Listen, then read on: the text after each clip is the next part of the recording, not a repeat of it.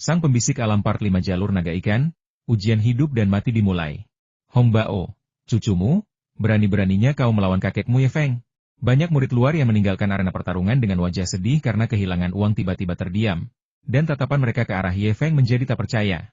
Hong Bao, cucumu, berani-beraninya kau melawan kakekmu Ye Feng. Dalam sekejap, suara Ye Feng yang angkuh menggema seperti guntur di tengah kekeringan, bergema tanpa henti di setiap sudut puncak Donglai, langsung membangunkan banyak murid yang sedang tekun berlatih. Hong Bao, yang sedang berlatih bela diri, mendengar suara Ye Feng dan matanya yang berbentuk segitiga langsung membelalak. Kau, Ye Feng, aku bahkan tidak mencarimu, dan kau berani menantangku? Kau mencari kematian. Dengan cepat, Hong Bao melesat keluar dari hutan dan menuju ke arena pertarungan. Li Yunchong, yang sedang bermeditasi di ruangan yang tenang dan berada di peringkat ketiga dalam peringkat bumi, mendengar suara Ye Feng bergema di atas puncak Donglai dan bangkit berjalan menuju arena bela diri. Apakah Ye Feng sudah gila? Namun, terlepas dari menang atau kalah, aku harus mengamati gerakan Hong Bao dengan saksama. Dia berada di peringkat kedua dalam peringkat bumi, dan aku di peringkat ketiga. Di puncak Donglai, Gu Duozi, yang sedang berlatih pedang melawan angin dengan ekspresi agak kemayu, tiba-tiba menyarungkan pedang panjangnya. Menarik, sangat menarik. Seorang anak tak dikenal berani menantang Hong Bao, peringkat kedua di peringkat bumi. Peringkat bumi, yang telah tenang selama beberapa hari, mungkin akan menjadi ramai karena ini. Suasananya semakin meriah, dan sebagai orang dengan peringkat teratas di daftar lokal, saya harus ikut serta. Di dalam pusat pelatihan puncak Donglai, Liao Feibai, yang sedang duduk bersila dengan mata tertutup, juga terkejut oleh suara itu dan membuka matanya. Alisnya yang panjang dan seperti pedang berkerut, dan secercah kekhawatiran tiba-tiba muncul di wajah cantiknya yang penuh semangat kepahlawanan. Dia benar-benar menantang Hong Bao, yang berada di peringkat kedua dalam peringkat bumi. Mungkinkah kultivasinya telah menembus ke alam Yuan sejati? Tetapi bahkan jika kultivasinya telah menembus ke alam Yuan sejati, Hong Bao bukanlah seseorang yang dapat dia kalahkan dengan mudah. Secercah cahaya berkedip di mata Liao Feibai yang indah, dan dia tiba-tiba terkekeh. Namun, keberanian dan ketegasan ini cukup saya sukai. Saya harap dia tidak akan disiksa terlalu parah. Seluruh puncak Donglai secara bertahap terbangun karena raungan Ye Feng. Para murid luar yang dengan tekun berlatih di berbagai tempat menghentikan pertarungan mereka dan menuju ke arena bela diri, terutama para murid luar yang terdaftar dalam peringkat bumi. Seseorang menantang Hong Bao, yang telah menduduki posisi kedua di papan peringkat selama setahun. Ini adalah peristiwa yang cukup menarik, dan kita pasti harus menyaksikannya. Setidaknya, kita bisa melihat kekuatan sejati Hong Bao.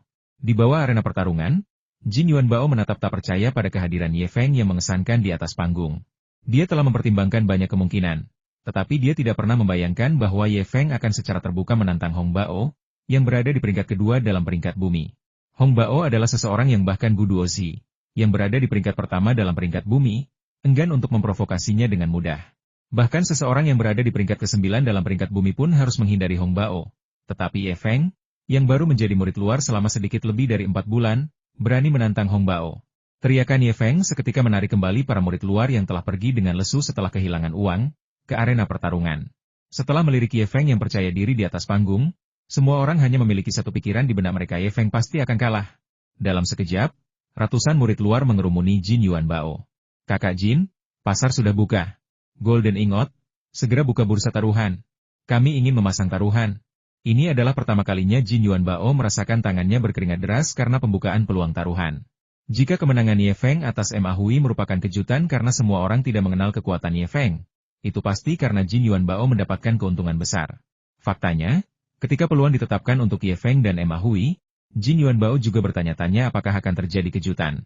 Namun sekarang, bahkan jika dia menganalisisnya dengan cermat 100 atau 1000 kali, berdasarkan pengamatannya terhadap kekuatan Ye Feng, Jin Yuan Bao tetap akan sampai pada kesimpulan yang sama, Ye Feng hampir tidak memiliki peluang untuk menang. Jika kita benar-benar harus memberikan probabilitas, maka probabilitas itu mungkin 1:10.000. Dalam situasi ini, jika dia membuka platform perjudian, dia pasti akan kalah, dan kehilangan segalanya. Kakak Hong ini, belum juga datang, ya? Jin Yuan Bao menjawab dengan agak tak berdaya. Pikirannya berkecamuk memikirkan bagaimana cara melarikan diri hari ini. Ye Feng, aku di sini, kau tunggu saja. Raungan khas Hong Bao terdengar dari puncak gunung yang jauh, membuat bibir Jin Yuan Bao menegang.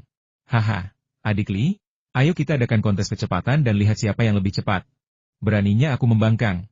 Dalam sekejap, kedua sosok itu melesat seperti kilat, yang satu lincah seperti naga dan yang lainnya lebih cepat dari kilat, bergegas menuju arena pertarungan seperti dua gumpalan asap. Kakak senior dan kakak senior Li. Seru semua orang. Awalnya, kedua tokoh tersebut memiliki kecepatan yang seimbang. Tetapi kecepatan Gu Duozi meningkat, sementara kecepatan Li Yunchong tetap konstan. Pada akhirnya, Gu Duozi telah unggul beberapa puluh meter dari Li Yunchong. Kakak senior hebat sekali. Melihat Gu Duozi menang, banyak murid luar bersorak serempak. Haha, adik Li, kau masih sama seperti biasanya, tidak pernah mau bersaing. Tadi kau agak menahan kekuatanmu, kan? Saat Gu Duozi berjalan memasuki kerumunan, banyak murid luar secara otomatis memberi jalan kepadanya. Karena reputasi Gu Duozi sebagai murid senior nomor 1 di peringkat bumi sangat bergengsi. Kau Ye Feng, yang menantang Hong Bao? Gu Duozi menyipitkan mata ke arah Ye Feng. Ye Feng memberi salam kepada kakak senior. Bagus, bagus. Terlepas dari menang atau kalah hari ini, keberanianmu saja sudah cukup membuatku terkesan. Setelah mengatakan ini, Gu Duozi berjalan ke tengah kerumunan, dan banyak murid luar mengelilinginya seperti bintang-bintang di sekitar bulan, dengan orang-orang datang menyapanya dari waktu ke waktu. Adik Ye, mengapa kau begitu impulsif? Jika kau bukan tandingan dia, akui kekalahan lebih awal untuk memastikan keselamatanmu. Liun menghela napas pelan, memberi Ye Feng nasihat, lalu menghilang ke dalam kerumunan tanpa mengucapkan sepatah kata pun. Semakin banyak murid dari luar yang bergegas datang dari segala arah, dan seruan untuk mendapatkan batangan emas guna membuka taruhan semakin lantang. Golden Ingot. Dasar bajingan, kau tidak mencoba melarikan diri setelah memenangkan sejumlah uang, kan? Kakak Jin, cepat buka bursa taruhan. Saya menunggu untuk memasang taruhan. Saya harus mendapatkan kembali 500 tael perak yang baru saja saya hilangkan. Di tengah kerumunan yang berdesak-desakan, keringat dingin mengalir di dahi Jin Yuan Bao. Kekuatan kerumunan itu begitu besar seolah-olah mereka ada di sana untuk mengambil uang. Bahkan, mengingat situasi saat ini, bertaruh pada Hong Bao untuk menang hampir dijamin akan membuat mereka kaya. Melihat jumlah murid luar yang terus bertambah, Jin Yuan Bao hampir menangis. Jika taruhan dimulai, bukankah dia akan kehilangan segalanya? Bahkan pakaian dalamnya? Siapapun bisa mengambil perak. Sekalipun dia menurunkan peluang ke level terendah, banyaknya taruhan yang masuk tidak dapat mengimbanginya. Jin Yuan Bao tahu betul bahwa jika dia membuka ban hari ini, semua tabungan yang telah dia kumpulkan selama bertahun-tahun akan hilang. Lupakan saja, lebih baik kehilangan segalanya daripada merusak reputasi Iron Manor. Kita bisa saja tidak pernah membuka platform perjudian lagi. Dengan tatapan penuh tekad, Jin Yuan Bao mengerutkan kening dan berteriak, "Aduh, perutku sakit." Dalam sekejap, Jin Yuan Bao hendak menggunakan teknik melarikan diri dengan air kencing untuk meninggalkan tempat itu. Namun, satu suara saja membuat Jin Yuan Bao terpaku di tempatnya. Jin Yuan Bao, kau seharusnya lebih beretika. Tidak ada istilah bandar judi kabur di tengah jalan. Sekarang kau sudah memulai taruhan Ye Feng, kau harus menyelesaikannya sampai akhir. Jika kau berani kabur hari ini, kau tidak akan bisa berbisnis lagi di puncak Donglai. Dengusan dingin kakak Gu Duozi memaksa Jin Yuan Bao memaksakan senyum yang lebih mirip meringis. Kakak, bagaimana mungkin? Jin Yuan Bao pura-pura mengusap perutnya. Hah, aneh sekali, perutku sudah tidak sakit lagi. Jujur apanya? Sambil mengumpat pelan, Jin Yuan Bao berteriak tak berdaya. Ini dia. Taruhannya sudah dibuka. Klan besi Jin Yuan Bao sudah dibuka. Peluang Hong Bao adalah 10-1. Peluang Ye Feng adalah 1-10. Dengan gigi terkatup rapat, Jin Yuan Bao menurunkan peluang Hong Bao ke level terendah sambil menaikkan peluang Ye Feng ke level yang mengkhawatirkan. Berharap dapat menarik beberapa orang yang berani bertaruh pada Ye Feng dan dengan demikian mengurangi kerugian mereka. Kakak senior hebat sekali. Dengan sorak-sorai, banyak murid luar bergegas maju dan memasang taruhan mereka. Bertaruhlah pada Hong Bao, 1000 tael. Aku bertaruh pada kakak senior Hong, 300 poin kontribusi sekte. Para murid luar yang memasang taruhan menjadi heboh, tetapi Jin Yuan Bao tercengang. Semakin banyak taruhan yang dipasangnya, wajahnya semakin pucat. Taruhan ini tidak hanya akan merugikannya secara besar-besaran, tetapi dia juga kemungkinan besar akan dibebani dengan tumpukan hutang. 500 tael, aku bertaruh pada Ye Feng. Ketika suara Feng Haoran terdengar, itu seperti musik surgawi. Feng Haoran, kau juga bertaruh pada Ye Feng? Kau akan kehilangan semuanya. Lebih baik aku mendapatkan 1 atau 2 pil esensi darah saja. Aku bertaruh pada Hong Bao, 800 tael perak dan 200 poin kontribusi sekte, kata si Tianjia kepada Feng Haoran. Kau tidak mengerti. Feng Haoran memperlihatkan bagian belakang kepalanya yang sempurna kepada si Tianjia, lalu menatap forum bela diri itu dengan mata yang menyala-nyala penuh semangat. Ledakan. Hong Bao, yang telah bergegas mendekat, melompat tinggi ke udara dan mendarat di arena pertarungan, lalu membanting tinjunya ke tanah, menyebabkan kerikil berterbangan. Ye Feng, kaulah yang menantangku, kan? Hong Bao menjilat bibirnya. Matanya yang memerah dipenuhi semangat bertarung yang ganas. Itu benar. Kau berani sekali, tapi aku menyukainya. Hong Bao memperlihatkan deretan giginya yang putih kepada Ye Feng. Aku sudah lama ingin memukulmu. Dengan cara ini, aku bisa memukulmu dengan lebih brutal. Bahkan jika aku memukulmu sampai mati, tidak akan ada yang menyalahkanku. Tiba-tiba mengambil posisi bertarung, Hong Bao berteriak, "Ayo! Sudah lama sekali tidak ada yang berani menantangku di arena pertarungan.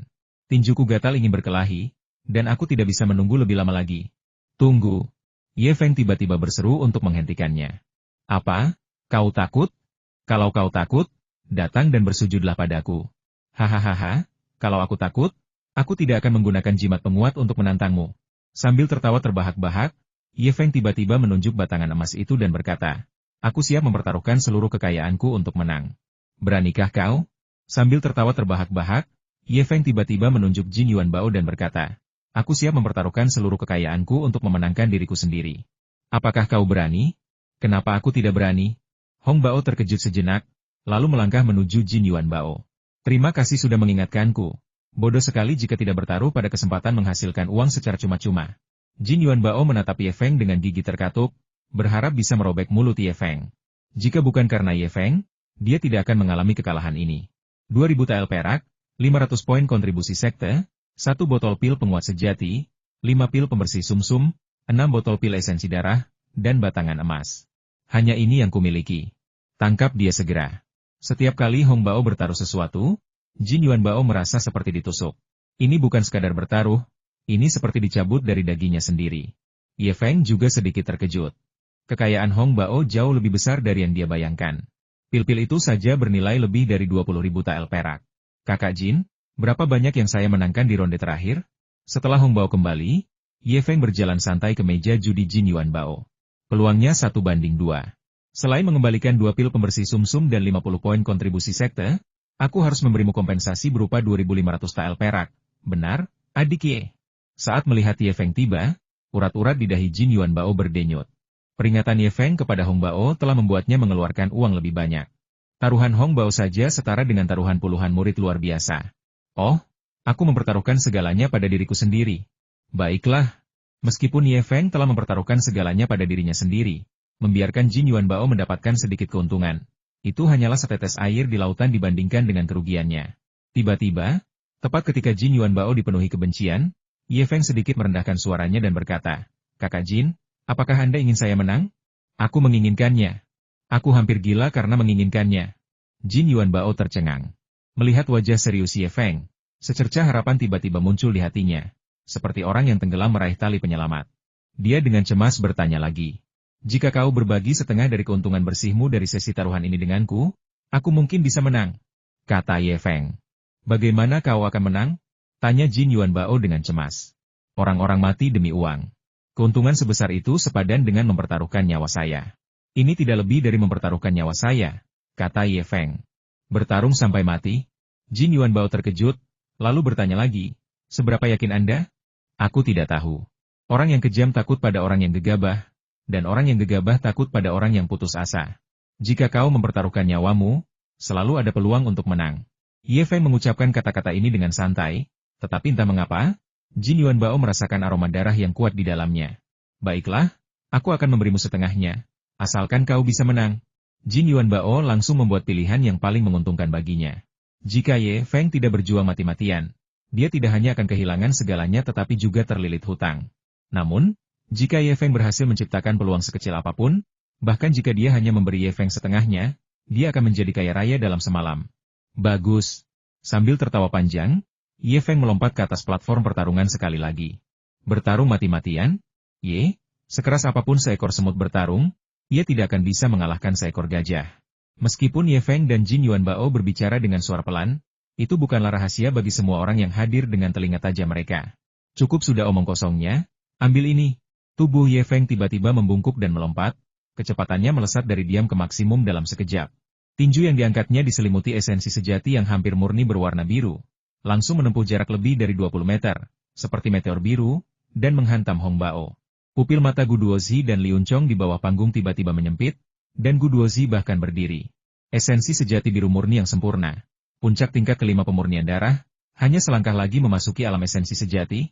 "Adik Li, Kapan puncak donglai kita mendapatkan individu sekuat ini? Kenapa aku tidak tahu? Kakak senior, aku juga tidak tahu. Yang aku tahu hanyalah 3 bulan lalu, tingkat kultivasinya baru saja menembus ke tingkat keempat pemurnian darah. Li Yunchong juga terkejut. Dia berhasil menembus dari tingkat keempat pemurnian darah ke puncak tingkat kelima hanya dalam 3 bulan. Itu cepat sekali. Apakah kau tahu tingkat bakat garis keturunan apa yang dia miliki? Desak Gu Duozi. Aku tidak tahu.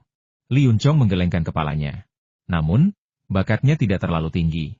4 bulan lalu, dia hanyalah seorang murid rendahan, dan bakat garis keturunannya jelas di bawah peringkat keempat. Apa? 4 bulan lalu, dia hanyalah seorang murid rendahan. Kali ini, Gu Duozi benar-benar terkejut. 4 bulan lalu, dia masih seorang murid rendahan, tetapi 4 bulan kemudian, kultivasinya telah mencapai puncak tingkat kelima pemurnian darah, dan dia hampir setara dengan mereka. Tapi apakah ada tetua di sekte ini yang menyukainya? Tanya Gu Duozi. Tidak. Jika memang demikian, dia tidak akan berkeliaran di antara murid-murid luar, jawab Li Yunchong. Menarik, sangat menarik. Ye Feng ini cukup menarik. Gu Duozi menatap Ye Feng, yang menyerang Hong Bao secepat kilat, matanya berkilat seolah sedang merencanakan sesuatu. Kakak senior, apakah ini berarti Ye Feng punya kesempatan untuk menang? Tanya Li Yunchong. Kesempatan untuk menang? Mustahil. Gu Duozi menggelengkan kepalanya dengan tegas. Kau telah melupakan dasar dari 3 peringkat teratas di daftar peringkat sekte. Bagaimana mungkin murid luar biasa seperti mereka bisa dibandingkan? Lagi pula, adik Li, kita bertiga kau, aku, dan Hong Bao sudah mencapai ambang batas untuk menjadi murid dalam. Kita hanya menunggu kompetisi sekte di akhir tahun ini untuk langsung menjadi murid dalam. Bahkan jika kultivasi Ye Feng mencapai puncak tingkat kelima pemurnian darah, Hong Bao tetap bukan seseorang yang bisa dia kalahkan. Melihat Ye Feng mendekat dengan sangat cepat, hampir tanpa sempat berpikir, Hong Bao melayangkan pukulan untuk menghadangnya.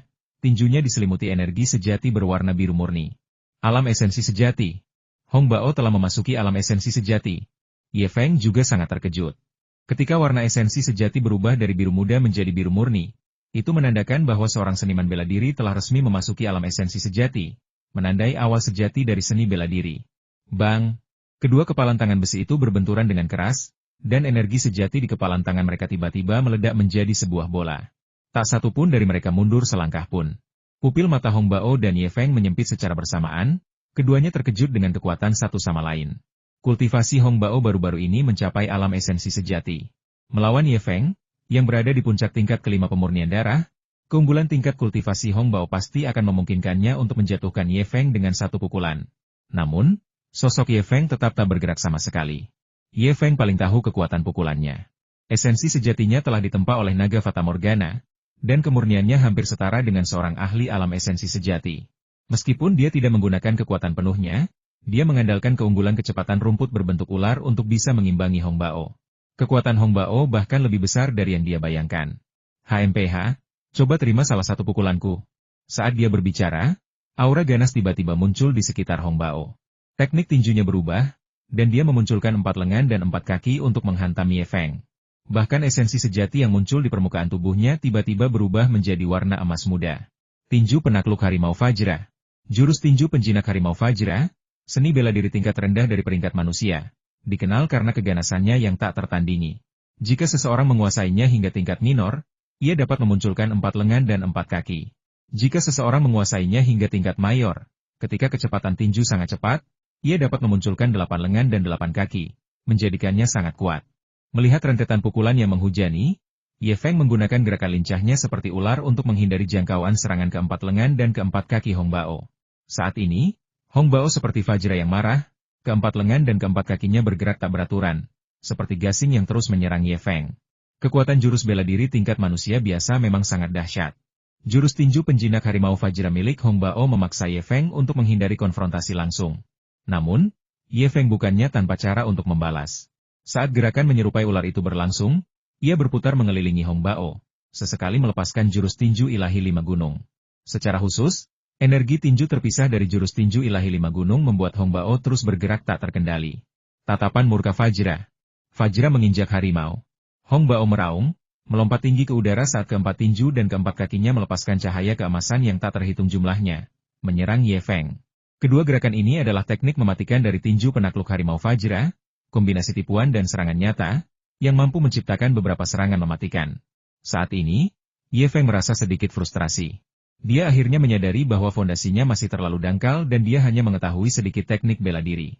Secara keseluruhan, Ye Feng bahkan tidak memiliki satupun teknik bela diri tingkat manusia biasa yang dapat menyaingi tinju penakluk harimau Fajra. Bum bum bum bum. Ye Feng yang berada di tanah melepaskan lebih dari selusin jurus tinju ilahi 5 gunung secara beruntun. Energi setiap pukulan meledak sejauh 3 kaki dari tubuhnya menuju Hong Bao. Namun, Hong Bao tetap tak gentar. Dia menendang berulang kali, langsung menghancurkan energi tinju ilahi 5 gunung milik Ye Feng. Dengan sebuah gerakan membalik, dia melepaskan tangkapan harimau Fajra, menyerang Ye Feng dengan kepala terlebih dahulu dan kaki kemudian. Namun kali ini, mereka berada tepat di sebelah satu sama lain, dan Ye Feng tidak punya tempat untuk bersembunyi. Teknik pemutusan urat ular. Saat Ye Feng melayangkan pukulan, dia tiba-tiba mengubah kepalan tangannya menjadi telapak tangan, meraih kepalan tangan Hong Bao, dan dengan sekali jentikan, kepalan tangan kanan Hong Bao terkulai lemas. Sambil menjerit kesakitan, Hong Bao mengabaikan tangan kanannya yang terkilir, dan mengayunkan tinju kirinya, melepaskan semburan cahaya keemasan yang menghantam Ye Feng tanpa halangan. Jika pukulan itu mengenai sasaran, Ye Feng akan mengalami luka serius meskipun ia tidak akan meninggal. Sialan, matilah. Seketika itu juga, semua orang yang menonton dari bawah menjulurkan leher mereka, dan Jin Yuan Bao menahan napas, menatap tajam ke arena pertarungan, tidak berani berkedip, karena takut jika dia berkedip sekali saja, Ye Feng akan tamat. Ketika Ye Feng selesai, maka dia pun selesai. Ye Feng, yang berada di tengah lapangan, tiba-tiba berdiri, memiringkan tubuhnya tajam ke kiri, menghindari serangan kepala, dan langsung melemparkannya ke bahu Hong Bao. Ini, kerumunan di bawah arena pertarungan langsung terkejut. Dengan kekuatan alam Yuan sejati dan tinju harimau penakluk Fajra dari tingkat manusia rendah, dan dengan Hong Bao yang mengerahkan seluruh kekuatannya, jika serangan ini mengenai sasaran, bahu Ye Feng mungkin akan hancur seketika. Ye Feng tidak ingin hidup lagi.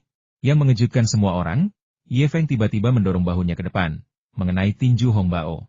Dalam sekejap, tangannya bergerak lincah seperti ular, dengan cepat menyerang ke arah tulang rusuk Hong Bao. Sebuah kesadaran tiba-tiba muncul di benak Jin Yuan Bao, yang sedang duduk di antara penonton. Ye Feng mengerahkan seluruh kemampuannya. Bang!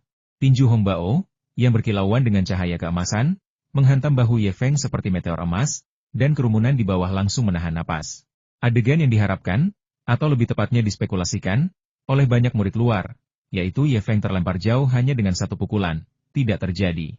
Pada saat dipukul, bahu Ye Feng mulai bergetar hebat dengan frekuensi yang aneh. Gerakannya agak seperti gelombang, tetapi lebih mirip tubuh ular yang licin. Jalan ular, gaya ular meluncur. Ekspresi garang Hong Bao tiba-tiba membeku. Perasaan di tangannya, seolah-olah dia telah memukul belut yang licin, memberitahunya bahwa pukulan yang dia kira pasti akan membunuh ternyata tidak menyebabkan banyak kerusakan pada Ye Feng. Oh tidak! Hampir bersamaan, tangan Ye Feng, seperti ular, muncul dari bawah tulang rusuknya dan melesat cepat, menyerang dada dan tulang rusuknya. Pada saat ini, tangan Ye Feng seperti ular, 10 jarinya bergerak cepat secara berurutan. Setiap jari memancarkan secercah cahaya biru. Paf paf paf paf. Dengan jentikan cepat jari-jari Ye Feng, sedikit esensi sejati berwarna cian di antara jari-jarinya langsung disuntikkan ke dalam tubuh Hong Bao. Setiap kali seberkas cahaya biru memasuki tubuh Hong Bao, tubuhnya akan bergetar tanpa alasan yang jelas. Tepuk tangan. Hampir seketika, Ye Feng memukul tubuh Hong Bao sebanyak 36 kali dengan kedua tangannya. Saat 36 pukulan itu selesai, ekspresi ketakutan tiba-tiba muncul di mata Hong Bao. Karena pada saat itu, dia tidak lagi bisa merasakan esensi sejati di dalam tubuhnya. Atau lebih tepatnya, esensi sejati di dalam tubuhnya hanya bisa beredar di dalam dantiannya dan tidak bisa keluar dari dantian sama sekali. Tidak hanya itu, bahkan energi tinju emas yang menyelimuti tinjunya pun surut seperti air pasang. Memutus meridian dan menyegel asal. Jurus mematikan, memutus meridian dan menyegel asal, dari teknik memutus meridian milik ular roh, Gu Duozi, yang sedang menonton dari bawah panggung, tiba-tiba berdiri. Karena tidak mampu mengaktifkan energi sejatinya saat berdiri di sana, Hong Bao tetap tidak mau menyerah. Dengan kedua tangannya, yang hampir tidak bisa digerakkan, ia mengayunkannya ke arah kepala Ye Feng. Dengan putaran cepat dan dorongan dari masing-masing tangan, dua suara retakan yang tajam terdengar, dan Ye Feng membuat sendi bahu Hong Bao terlepas dari tempatnya. Saat lengannya terkulai lemas ke tanah, Ye Feng menghela napas tajam dan berteriak, "Hei!" Sebuah pukulan dahsyat dari 5 gunung suci mendarat tepat di dada Hong Bao, di titik vital. Darah menyembur dari mulut Hong Bao, dan dia terlempar akibat pukulan itu. Hong Bao melayang di udara, tetapi suara gemuruh yang menandakan upaya menembus esensi sejati pemutus meridian milik Ye Feng terus terdengar. Itu adalah Hong Bao yang dengan panik mengerahkan esensi sejatinya, mencoba menembus tangan pemutus meridian ular roh milik Ye Feng. Ye Feng tiba-tiba menerjang ke depan dan melompat mundur, melepaskan serangan telapak tangan yang dipenuhi energi sejati ke arah tenggorokan Hong Bao. Ye Feng bergerak dengan kecepatan kilat, dan pupil mata Hong Bao menyempit hingga batas maksimal. Matanya menunjukkan rasa takut untuk pertama kalinya.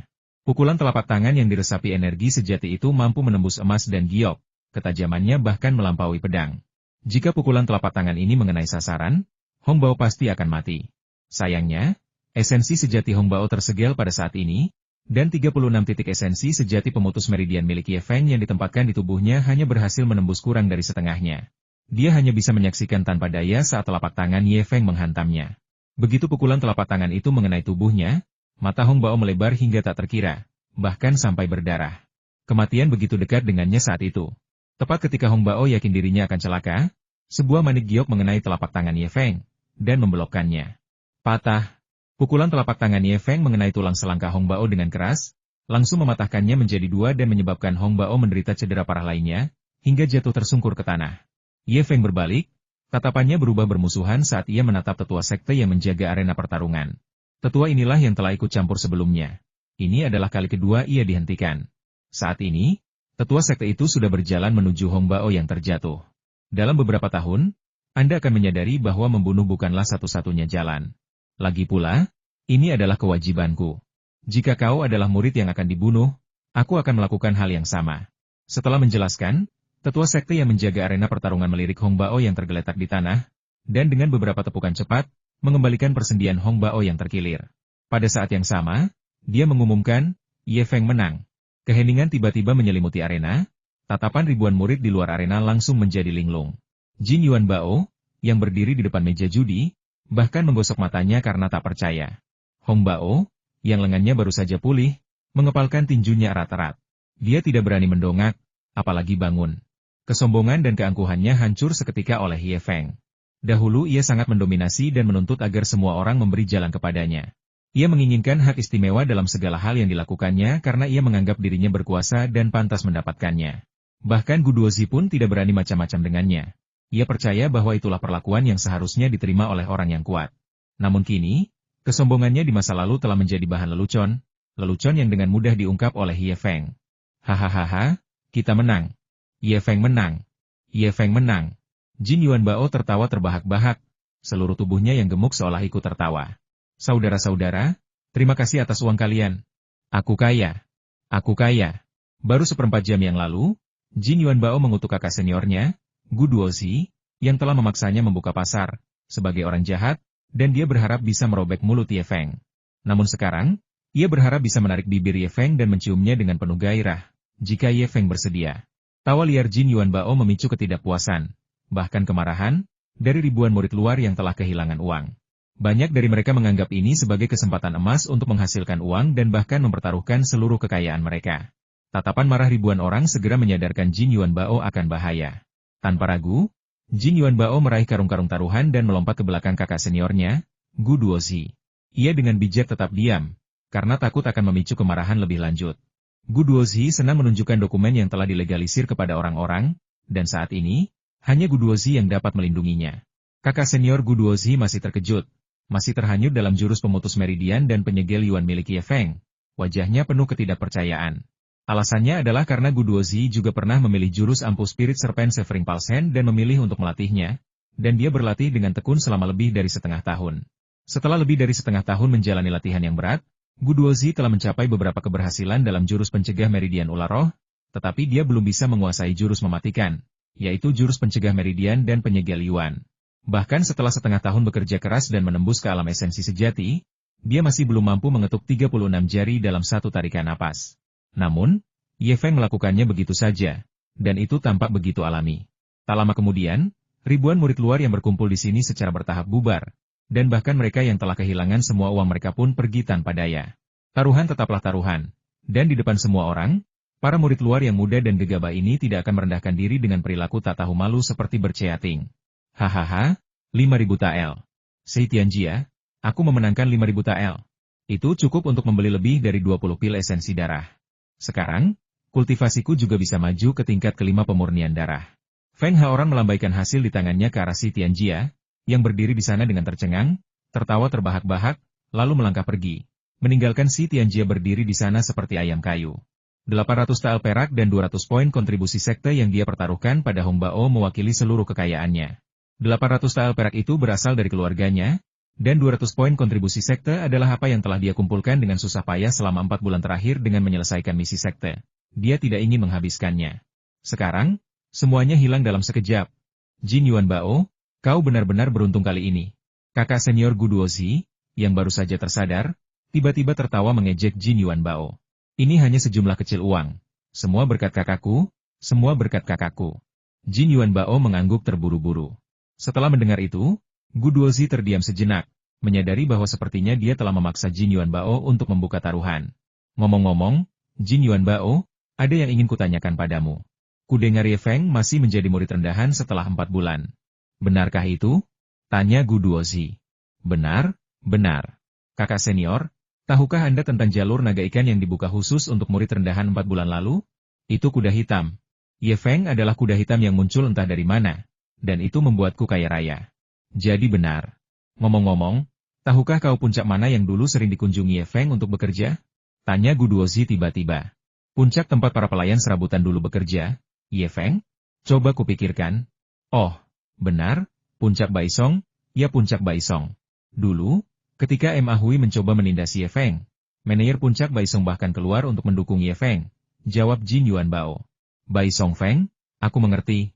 Setelah mengatakan ini, kakak tertua Gu Duozi pergi, tetapi ada sedikit misteri di wajahnya saat dia berpaling. Setelah kakak tertua, Gu Duozi pergi, Jin Yuan Bao bergumam agak bingung, apa yang ingin kakak tertua lakukan dengan menanyakan tentang tempat Ye Feng sebelumnya? Puncak layanan serbaguna? Tepat pada saat itu, peringkat bumi di tebing langit dan bumi berkedip beberapa kali, dan nama Ye Feng segera menggantikan nama Hong Bao, muncul di posisi kedua dalam peringkat bumi. Nama Hong Bao turun ke peringkat ketiga, dan nama Liun Chong turun ke peringkat keempat. Seiring perubahan peringkatnya, Liontin Giok identitas yang dibawanya pun ikut berubah. Melihat Liontin Giok identitasnya, Liun Chong tersenyum getir. Setelah berlatih dengan tekun selama lebih dari setengah tahun, mengapa peringkatnya malah menurun bukannya meningkat? Pada saat yang bersamaan, ketika peringkat di peringkat dunia berubah, pelayan Liu dari puncak Donglai berseru pelan, "Hah, 3 besar baru telah muncul di peringkat dunia?" Saat ia melangkah keluar ruangan untuk melihat lebih dekat, pelayan Guan Feng sangat terkejut.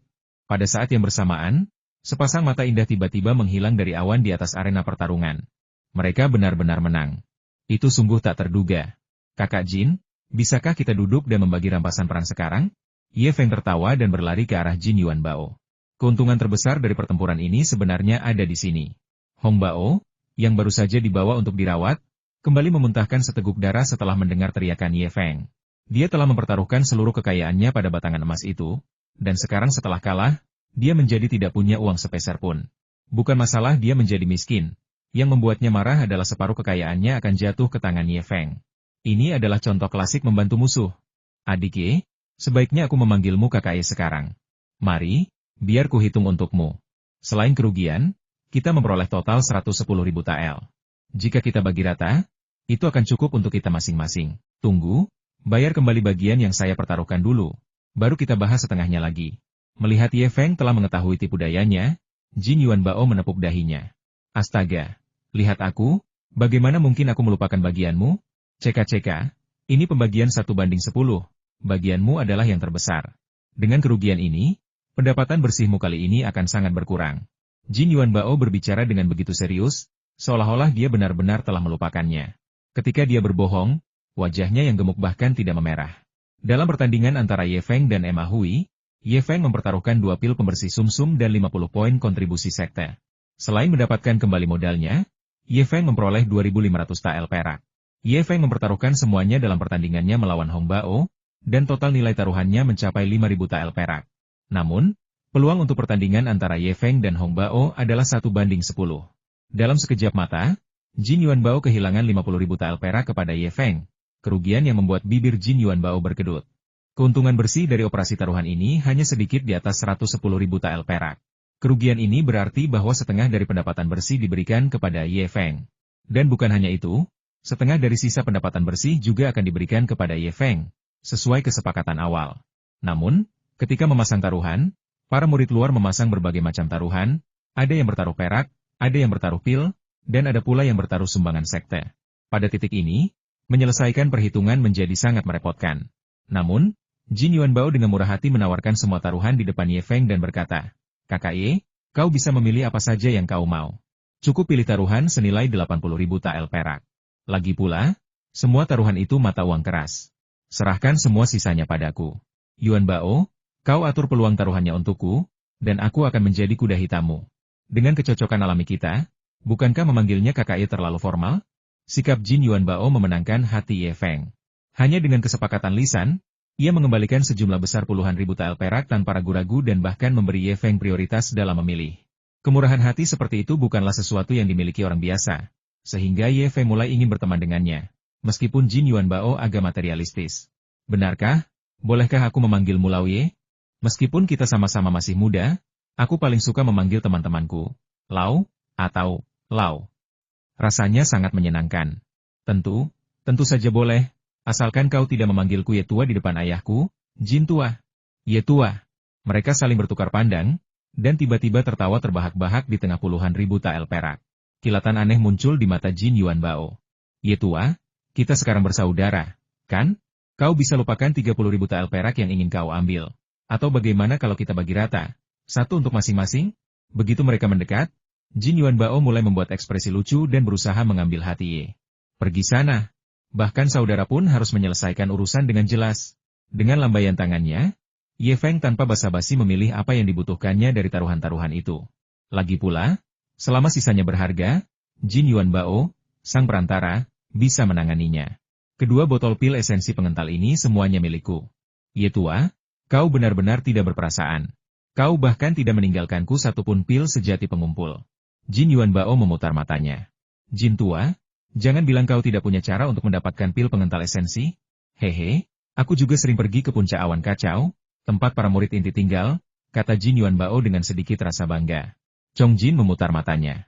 Ye Feng menatap meja taruhan, berpikir, 5 botol pil esensi darah ini, dan 10 pil pembersih sumsum ini, juga milikku. Dan ini, Ye Tua, bukankah kau sudah mencapai puncak tingkat kelima pemurnian darah? Mengapa kau masih menggunakan pil esensi darah dan pil pembersih sumsum? Benda-benda itu sudah tidak berguna lagi bagimu, bukan? Tanya Jin Yuanbao. "Aku berencana pulang. Orang tuaku telah bekerja keras untukku selama bertahun-tahun ini, sudah saatnya aku menunjukkan rasa hormat kepada mereka," kata Ye Feng. Ya, bahkan orang biasa pun bisa memperpanjang hidup, menyembuhkan penyakit, dan memperkuat tubuh mereka dengan mengonsumsi pil pembersih sumsum ini." Saat orang tuanya disebutkan, ekspresi Jin Yuanbao tiba-tiba berubah muram, tetapi Ye Feng tidak menyadarinya. "Untuk sisanya, aku akan mengambil 20.000 tael perak dan 2.000 poin sumbangan sekte, dan itu sudah cukup." Melihat Ye Feng telah selesai memilih, Jin Yuanbao menyapu harta karun yang tersisa di atas meja dengan lambaian tangannya. Lalu dengan malas meregangkan badannya dan berkata, "Dengan harta karun ini, terobosan saya ke alam esensi sejati sudah di depan mata." Ye Feng menatap batangan emas itu dengan ekspresi aneh. "Jin Tua, kau punya harta karun? Kudengar satu batangan emas harganya 10.000 poin kontribusi untuk ditukarkan? Kau terlalu kaya. Dasar burung. Lihatlah tingkat kultivasiku. Apakah aku berhak menghabiskan begitu banyak sumber daya untuk membeli barang itu? Ini adalah produk cacat yang kubeli dari seorang murid sejati yang mempelajari pembuatan senjata di puncak utama. Ukurannya hanya setengah meter kubik, dan aku menghabiskan sebanyak ini," kata Jin Yuanbao sambil mengangkat satu jari ke arah Ye Feng. 1.000? Silakan saja. Jika kau meminta 1.000, mereka akan menghancurkanmu sampai mati. 10.000? 10.000 tael perak, dan itu hanya karena aku sedikit membantu mereka, kata Jin Yuanbao. 10.000 tael perak untuk setengah meter persegi itu tawaran yang cukup bagus. Jin Tua, belikan aku satu jika kau punya kesempatan, kata Ye Feng. Tidak masalah, karena Anda, Pak Tua, telah bertanya, saya pasti akan menemukan cara untuk mendapatkannya untuk Anda. Tepat ketika Ye Feng hendak pergi, Jin Yuanbao tiba-tiba menariknya, melihat sekeliling untuk memastikan tidak ada yang memperhatikan, dan berbisik kepada Ye Feng, Ye Tua, kakak senior sepertinya memberikan perhatian khusus padamu hari ini. Apa artinya? Aku tidak tahu, tapi dia sengaja berusaha mencari tahu tentangmu, terutama fakta bahwa kau masih seorang murid rendahan 4 bulan lalu. Dia benar-benar penasaran tentang itu. Dia bahkan bertanya dari puncak murid rendahan mana kau berasal, kata Jin Yuanbao. Alis Ye Feng langsung berkerut. Mengapa dia menanyakan hal ini? Aku tidak tahu. Jin Yuanbao merentangkan tangannya. Aku hanya merasa aneh. Hanya ingin mengingatkanmu, kakak senior adalah orang yang sangat cerdik. Tapi mungkin juga karena rasa ingin tahu. Mungkin dia merasa bahwa kau, yang baru saja dipromosikan menjadi peringkat kedua di peringkat bumi, mungkin mengancam posisinya. Mungkin, setelah berpamitan pada Jin Yuan Bao, Ye Feng bersiap untuk kembali dan merenung. Keuntungan hari ini terlalu besar, dan dia perlu mempertimbangkan dengan cermat bagaimana memanfaatkan sumber daya ini untuk meningkatkan kekuatannya dengan cepat. Di sepanjang jalan, setiap kali Ye Feng bertemu dengan murid-murid luarnya yang berpakaian hitam, mereka akan memberi jalan, membungkuk, dan memanggilnya kakak senior Ye dengan penuh hormat, yang membuat Ye Feng merasa tersanjung. Perubahan peringkat dalam daftar peringkat dunia menyebar ke seluruh puncak Donglai dalam sekejap. Dua pertarungan bela diri hari ini menyaksikan Ye Feng membunuh Ma Hui di satu pertarungan dan melukai Hong Bao dengan parah di pertarungan lainnya. Bahkan ada desas-desus bahwa jika diaken sekte tersebut tidak ikut campur, Ye Feng akan membunuh Hong Bao, yang pernah menduduki peringkat kedua dalam peringkat bumi. Desas-desus ini membuat reputasi Ye Feng yang menakutkan di puncak Donglai menjadi begitu besar sehingga beberapa murid dari luar akan gagap ketika menyapanya. Ini adalah dunia di mana kekuatan berkuasa mutlak, dan hanya yang kuatlah yang dihormati. Ketika Ye Feng kembali ke kediamannya, ia terkejut mendapati bahwa pelayan Liu dari puncak Donglai sedang menunggu di depan pintunya. Jelas-jelas menunggunya. Aku sudah menyelesaikan misi sekteku untuk bulan ini sejak lama. Setelah berpikir sejenak, Ye Feng merasa tidak ada yang terlewat, jadi dia pergi menyapa mereka. Salam, Pramugara Liu. Hehe, Ye Feng, selamat. Selamat atas pencapaian peringkat kedua di peringkat bumi. Melihat wajah tersenyum Diakon Liu, Ye Feng awalnya sedikit terkejut, tetapi dengan cepat mengerti. Sebelumnya, setiap kali dia melihat Diakon Liu, wajahnya selalu dingin dan tanpa ekspresi. Karena status dan posisi saya sekarang berbeda, perlakuan yang saya terima tentu saja berbeda. Ye Feng, aku datang ke sini khusus untuk memberitahumu tentang manfaat meraih peringkat kedua di peringkat bumi pada percobaan pertamamu, kata Diakon Liu. Bukankah hadiah untuk masuk 10 besar peringkat bumi adalah 4 pil esensi darah setiap kali? Tanya Ye Feng, agak bingung. Tentu saja, bukan itu saja. Jika seorang murid luar berhasil masuk 3 besar peringkat bumi, ada hadiah khusus, kata pelayan Liu. Hadiah spesial? Hadiah spesial apa? Mata Ye Feng berbinar. Tidak heran Hong Bao menguasai seni bela diri tingkat manusia biasa. Setelah mengantar pengurus Guan Feng dan pengurus Liu, Ye Feng akhirnya mengerti mengapa Hong Bao, seorang murid luar, memiliki kemampuan bela diri tingkat manusia rendah dan bahkan bisa bertarung setara dengan Ye Feng, yang esensi sejatinya telah ditempa oleh mutiara naga ilusi. Semua ini disebabkan oleh hadiah khusus yang ditawarkan oleh Sekte Qiyun kepada murid luar yang berhasil masuk ke 3 peringkat teratas dalam peringkat bumi. Murid-murid luar Sekte Qiyun yang mampu menembus 3 besar peringkat bumi akan berhak memasuki lantai 2 pavilion kitab suci. Ini adalah hadiah khusus yang diberikan oleh sekte kepada 3 besar peringkat bumi. Biasanya, hanya murid inti yang memenuhi syarat untuk memasuki lantai 2 pavilion kitab suci, yang dianggap sebagai perlakuan yang diberikan kepada 3 kategori teratas murid inti dalam peringkat bumi. Ini menjelaskan mengapa Hong Bao dan Ye Feng memiliki kekuatan yang seimbang dalam pertarungan 1 lawan 1 mereka.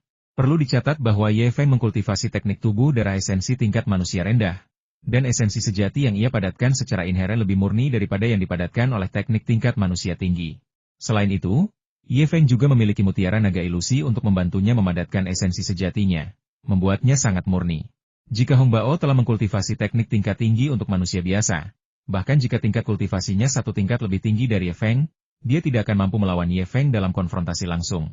Namun, jika teknik kultivasi Hong Bao setara dengan Ye Feng, dan tingkat kultivasinya 1 tingkat lebih tinggi dari Ye Feng, maka dia bisa setara dengan Ye Feng. Dibandingkan dengan kekayaan besar yang telah ia peroleh sebelumnya, hadiah ini bahkan lebih mengejutkan Ye Feng. Tanpa ragu-ragu, Ye Feng langsung menuju ke gudang sutra. Saat bertarung melawan Hong Bao barusan, dia menyesali bahwa dia tidak memiliki cukup keterampilan bela diri untuk menghadapi musuh yang kuat. Sekarang, dia telah mendapatkan kualifikasi untuk memasuki lantai 2 gudang sutra. Selain itu, hal ini juga memberi Ye Feng lawan yang sepadan untuk menggunakan sejumlah besar poin kontribusi sekte yang baru saja ia peroleh. Sumber daya budidaya hanya menjadi sumber daya budidaya ketika digunakan. Jika ditimbun dan tidak digunakan, maka sumber daya tersebut tidak berharga. Seperti biasa, perpustakaan itu ramai. Setelah mengantre cukup lama, akhirnya giliran Ye Feng. Ye Feng dengan cepat menyerahkan token giok identitasnya. Tuan, terima kasih atas bantuan Anda.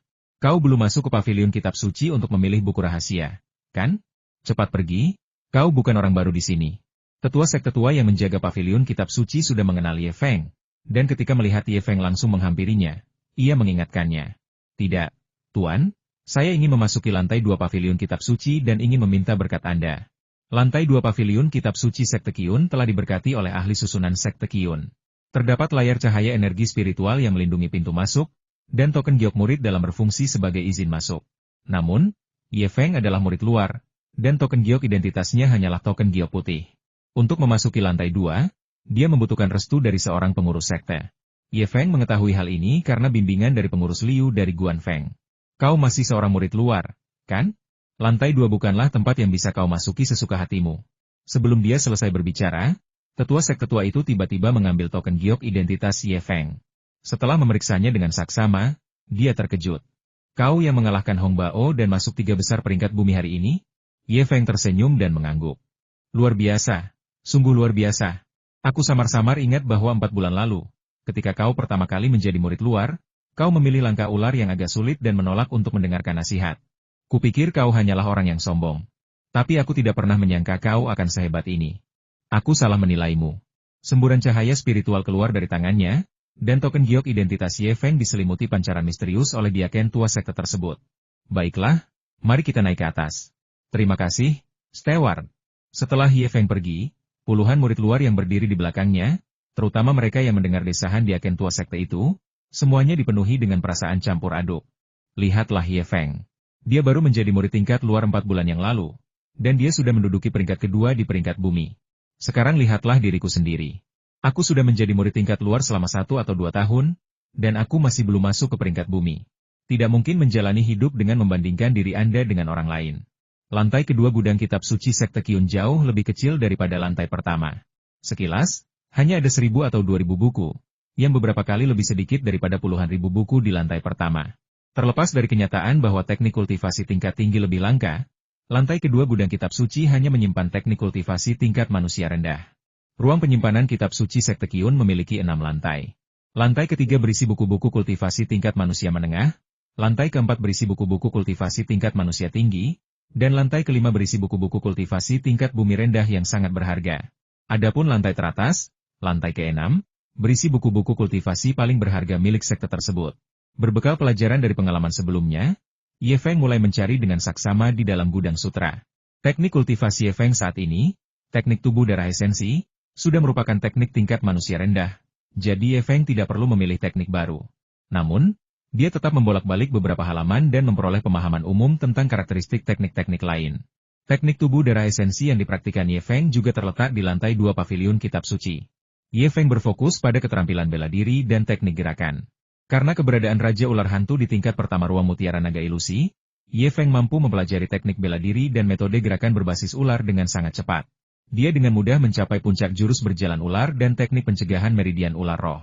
Oleh karena itu, ide awal Ye Feng adalah mencari teknik bela diri yang berhubungan dengan ular di lantai 2 gudang sutra untuk berlatih, agar ia dapat menguasai teknik tersebut dalam waktu singkat. Setelah mencari beberapa saat, Ye Feng agak kecewa. Lantai 2 berisi teknik bela diri tingkat manusia rendah, beberapa di antaranya memang berhubungan dengan ular, seperti teknik pedang ular roh dan telapak racun 10.000 ular. Namun, setelah Ye Feng memeriksanya dengan saksama, ia menemukan bahwa meskipun teknik bela diri tingkat manusia rendah ini mengandung kata ular, seringkali teknik tersebut hanya menangkap sebagian dari esensi subjeknya. Seni bela diri tingkat manusia rendah sudah cukup mendalam, tidak lagi seperti seni bela diri tingkat fana yang sebagian besar didasarkan pada bentuk binatang dan niat. Sebagai contoh, teknik pedang ular hanyalah teknik pedang yang aneh seperti serangan ular saat dieksekusi. Pada tingkat paling dasar, itu tetaplah sebuah teknik pedang. Raja Ular Hantu, yang berada di lapisan ruang pertama di dalam Mutiara Naga Ilusi, hampir tidak memberikan manfaat apapun untuk mengembangkan teknik pedang ular roh. Oleh karena itu, memilih teknik pedang ular roh tidak terlalu berarti. Tidak mampu berkultivasi dengan cepat dan sukses dengan bantuan kekuatan Raja Ular Hantu, dan tidak mampu berkoordinasi dengan teknik berjalan ular dan teknik pencegahan meridian ular roh milik Ye Feng. Setelah mempertimbangkan beberapa hal, Ye Feng memutuskan untuk terus berlatih teknik tinju atau telapak tangan, agar teknik langkah ular dan teknik pencegahan meridian ular rohnya tetap efektif. Lagi pula, Ye Feng telah menguasai jurus langkah ular dan jurus pencegah meridian roh ular hingga tingkat tertinggi. Jadi bahkan ketika menggunakannya untuk melawan praktisi seni bela diri tingkat manusia rendah, dia tidak akan dirugikan.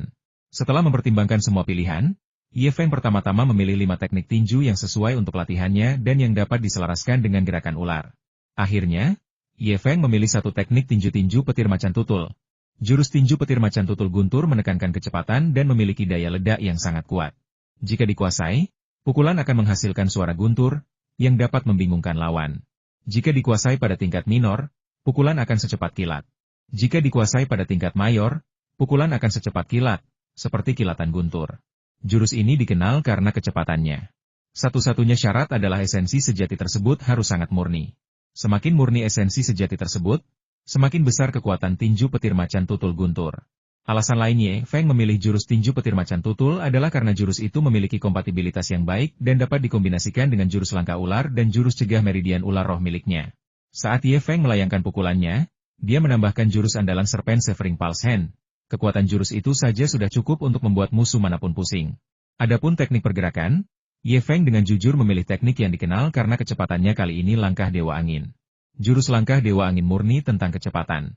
Jika dikembangkan hingga potensi penuhnya, kecepatan jurus langkah Dewa Angin dapat dibandingkan dengan kecepatan teknik gerakan tingkat menengah manusia biasa. Ye Feng, jurus Dewa Angin yang kau pilih cukup bagus. Jurus ini melengkapi jurus renang ular yang kau latih sebelumnya, dan benar-benar luar biasa. Di pintu masuk pavilion kitab suci, Diaken tua sekte itu sekali lagi memberi Ye Feng petunjuk. Namun, jurus tinju petir macan tutul petir sebenarnya tidak cocok untukmu. Kultivasimu telah berkembang pesat dalam 4 bulan terakhir, jadi sulit untuk mengatakan bahwa esensi sejatimu murni. Dan jika esensi sejatimu tidak cukup murni, jurus tinju petir macan tutul petir tidak akan memiliki kekuatan sama sekali, apalagi mampu menghasilkan guntur dan kilat. Jika esensi sejati itu murni, kekuatannya dapat meningkat secara dramatis. Namun, jika esensi sejati itu cukup dimurnikan, kekuatan seni bela diri apapun yang digunakan tidak akan kecil. Pada saat itu, Diaken tua sekte tersebut menunjukkan ekspresi berpikir. Sejauh yang saya tahu, selama bertahun-tahun, sangat sedikit orang yang berlatih jurus petir macan tutul. Bahkan mereka yang telah memilihnya pun telah saya sarankan untuk tidak melakukannya. Sebaiknya kalian memilih jurus lain. Aku tidak akan mengubahnya. Aku akan tetap menggunakan jurus tinju petir macan tutul, kata Ye Feng. Anda, tepat ketika tetua sekte tua itu hendak mengatakan sesuatu, dia tiba-tiba teringat beberapa kali dia pernah memberi bimbingan kepada Ye Feng di masa lalu, dan tersenyum getir. Kemudian dia tidak berkata apa-apa lagi dan langsung pergi ke ruangan dalam untuk mengambil 2 buku rahasia untuk Ye Feng. Mungkin itu sifat umum manusia bahwa ketika seseorang mendapatkan harta baru, mereka selalu ingin memainkannya terlebih dahulu. Sekarang setelah dia memiliki buku rahasia baru, Ye Feng ingin melihatnya terlebih dahulu. Mungkin Ye Feng membolak-baliknya terlalu cepat, atau mungkin buku panduan itu sudah disimpan terlalu lama. Tetapi ketika Ye Feng membalik halaman, selembar halaman yang menguning benar-benar jatuh dari kepalan petir Lei Bao. Ye Feng buru-buru mengambilnya, karena merusak buku rahasia sekte itu akan dihukum. Namun ketika Ye Feng mengambil selebaran yang sudah menguning itu, baris teks pertama di dalamnya membuatnya terkejut. Kata-kata Tu Fang Ye hanya diperuntukkan bagi mereka yang memiliki kedekatan. Siapakah Tu Fang Ye?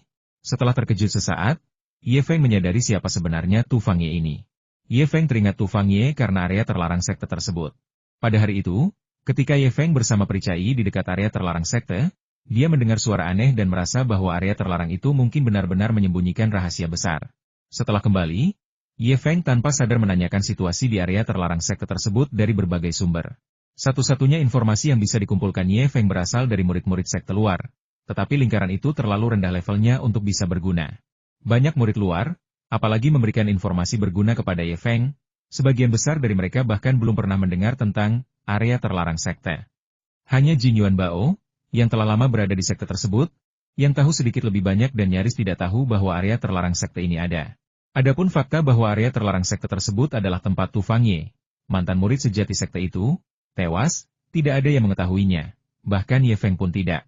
Ye Feng tidak pernah menyangka akan menemukan catatan mendiang murid sejati Tu Fang Ye di antara halaman-halaman yang saling bertautan dari buku jurus petir Lei Bao. Ini untuk memberitahu mereka yang datang setelahku bahwa tinju petir macan tutul petir sangat cepat dan memiliki daya ledak yang kuat, tetapi jika esensi sejati tidak cukup murni, daya ledaknya akan tidak mencukupi dan tidak akan mampu mengalahkan musuh secara efektif. Aku telah berhasil mengkultivasi tinju petir macan tutul petir, tetapi aku terganggu oleh kurangnya kemurnian esensi sejatiku. Setelah banyak penelitian, aku menemukan bahwa tinju petir macan tutul petir dapat dikombinasikan secara sempurna dengan tinju penghancur langkah inci. Jika keduanya digabungkan, kekuatan mereka akan berlipat ganda, yang dapat menutupi kekurangan kemurnian esensi sejati. Kekuatannya sebanding dengan seni bela diri tingkat manusia menengah. Kemudian, aku dengan susah payah menempa esensi sejatiku. Ketika esensi sejatiku murni, kekuatan teknik gabungan ini mendekati kekuatan seni bela diri tingkat manusia tinggi. Melihat kata-kata ini menandakan adanya hubungan. Jika Anda tertarik, Anda dapat berlatih sesuai dengan metode berikut. Setelah membaca catatan Tu Fang Ye, Ye Feng sangat terkejut. Mencampur. Tu Fangye yang telah jatuh sebenarnya mampu menggabungkan dua teknik bela diri tingkat manusia biasa yang rendah, dan kekuatan teknik gabungan tersebut setara dengan teknik bela diri tingkat manusia biasa yang tinggi. Ini sungguh luar biasa. Bahkan di antara murid inti, keterampilan bela diri yang dapat mereka pelajari hanya berada pada tingkatan rendah dari peringkat manusia. Hanya para elit di antara murid inti yang memiliki kesempatan untuk mempelajari keterampilan bela diri tingkat menengah dari peringkat manusia. Adapun teknik bela diri tingkat tinggi setara manusia, menurut instruktur Liao Feibai, hanya 1 dari 100 murid inti yang dapat memperoleh teknik bela diri tingkat tinggi setara manusia. Dengan kata lain, Ye Feng mendapatkan keberuntungan besar. Selama Ye Feng mengikuti metode yang ditinggalkan oleh Tu Fangye dan menggabungkan tinju petir macan tutul dengan tinju runtuh langkah inci. Dengan kemurnian esensi sejati Ye Feng, dia akan mampu memperoleh teknik tinju dengan kekuatan yang luar biasa. Hal ini memungkinkan Ye Feng, sebagai murid luar, untuk memperoleh teknik tinju tingkat atas yang hanya dapat dikuasai oleh murid dalam. Sambil menyimpan buku panduan sejati ini dengan hati-hati, Ye Feng merasa sedikit menyesal. Ia berpikir bahwa ketika Tu Fangye berlatih jurus petir macan tutul, ia juga seorang murid inti, dan tingkat kultivasinya seharusnya tidak tinggi. Namun, ia mampu secara kreatif menggabungkan dua teknik tinju dengan karakteristik yang sama sekali berbeda, membuat kekuatannya beberapa kali lebih besar. Seandainya Tu Fangye tidak meninggal dan masih hidup hingga hari ini, betapa berbakat dan briliannya dia. Tanpa disadari Ye Feng, rasa ingin tahunya tentang Tu Fangye, murid sejati yang pernah jatuh, semakin menguat. Siapakah sebenarnya Tu Fangye? Bagaimana mungkin makhluk sekuat itu, seorang murid sejati, binasa di pegunungan terpencil yang tidak terlalu jauh dari sekte tersebut? Dia tidak hanya tewas, tetapi tempat dia jatuh juga ditetapkan sebagai area terlarang sekte tersebut. Rahasia macam apa yang tersembunyi di sana? Tanpa mengucapkan sepatah kata pun, Ye Feng kembali ke gudang sutra dan membawa pulang seni bela diri tingkat manusia rendah, tinju penghancur langkah inci. Untungnya, Ye Feng telah menghasilkan banyak uang sebelumnya. Jika tidak, bahkan jika dia telah memperoleh ajaran sejati dari jurus petir macan tutul, dia tidak akan mampu menguasai jurus runtuh selangkah dalam waktu singkat. Tidak ada alasan lain selain Ye Feng berhasil masuk ke 3 besar peringkat bumi. Meskipun sekte memberinya hadiah berupa kualifikasi untuk memasuki lantai 2 pavilion kitab suci lebih awal, yang memungkinkannya untuk memilih buku panduan kultivasi tingkat manusia rendah yang hanya dapat dipilih oleh murid inti. Namun, yang Anda peroleh hanyalah kualifikasi. Untuk memilih dan mempelajari buku-buku rahasia di dalamnya, Anda masih perlu membayar poin kontribusi sekte.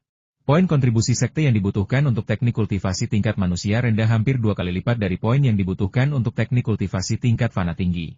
Jurus Thunder Leopard Lightning Fist membutuhkan 500 poin kontribusi sekte untuk ditukarkan, Wind God Step membutuhkan 400 poin kontribusi sekte, dan In Step Collapse Fist juga membutuhkan sebanyak 500 poin kontribusi sekte. Ketiga buku panduan kultivasi itu berharga 1.400 poin kontribusi sekte, yang telah diperoleh Ye Feng, dan sebagian besar telah ia gunakan. Tidak heran jika tetua sekte sangat terkejut ketika Ye Feng memilih buku rahasia sekte itu lagi, karena bahkan beberapa murid dalam yang berpengalaman pun tidak dapat menghasilkan begitu banyak poin kontribusi sekte sekaligus. Ye Feng telah memperoleh teknik gerakan baru, tetapi dia tidak terburu-buru untuk mempraktikannya. Prioritas utama Ye Feng adalah memurnikan jejak terakhir pusaran energi darah di tubuhnya agar kultivasinya dapat sepenuhnya memasuki alam esensi sejati. Setelah memasuki alam esensi sejati, teknik kultivasi tingkat manusia tingkat tinggi, yang hanya dapat diperoleh oleh murid inti teratas, menantinya. Ye Feng hanya punya waktu 3 hari lagi. Ye Feng harus menembus ke alam esensi sejati dalam waktu 3 hari. Jika tidak, dia tidak akan bisa menerima hadiah yang dijanjikan oleh instruktur Liao. Setelah menelan pil pengental esensi sejati, Ye Feng kembali duduk bersila, mengaktifkan kekuatan obat untuk fokus pada kultivasi. Sekarang Ye Feng memiliki 2 botol pil pengental esensi sejati. Dia yakin bahwa dengan sumber daya yang melimpah seperti itu, hanya masalah waktu sebelum dia menembus dari puncak tingkat kelima pemurnian darah ke alam esensi sejati. Namun, semuanya tidak berjalan sesuai rencana. Waktu berlalu hari demi hari, dan pil pemadatan sejati milik Ye Feng dikonsumsi satu persatu. Esensi sejati yang terkumpul di tubuh Ye Feng akibat meminum pil pemadatan sejati menyebabkan meridiannya terasa perih. Namun, hambatan alam esensi sejati tidak goyah sedikit pun. 3 hari berlalu begitu cepat. Selama 3 hari itu, Ye Feng mengonsumsi 10 pil kondensasi, tetapi tetap gagal menembus ke alam esensi sejati.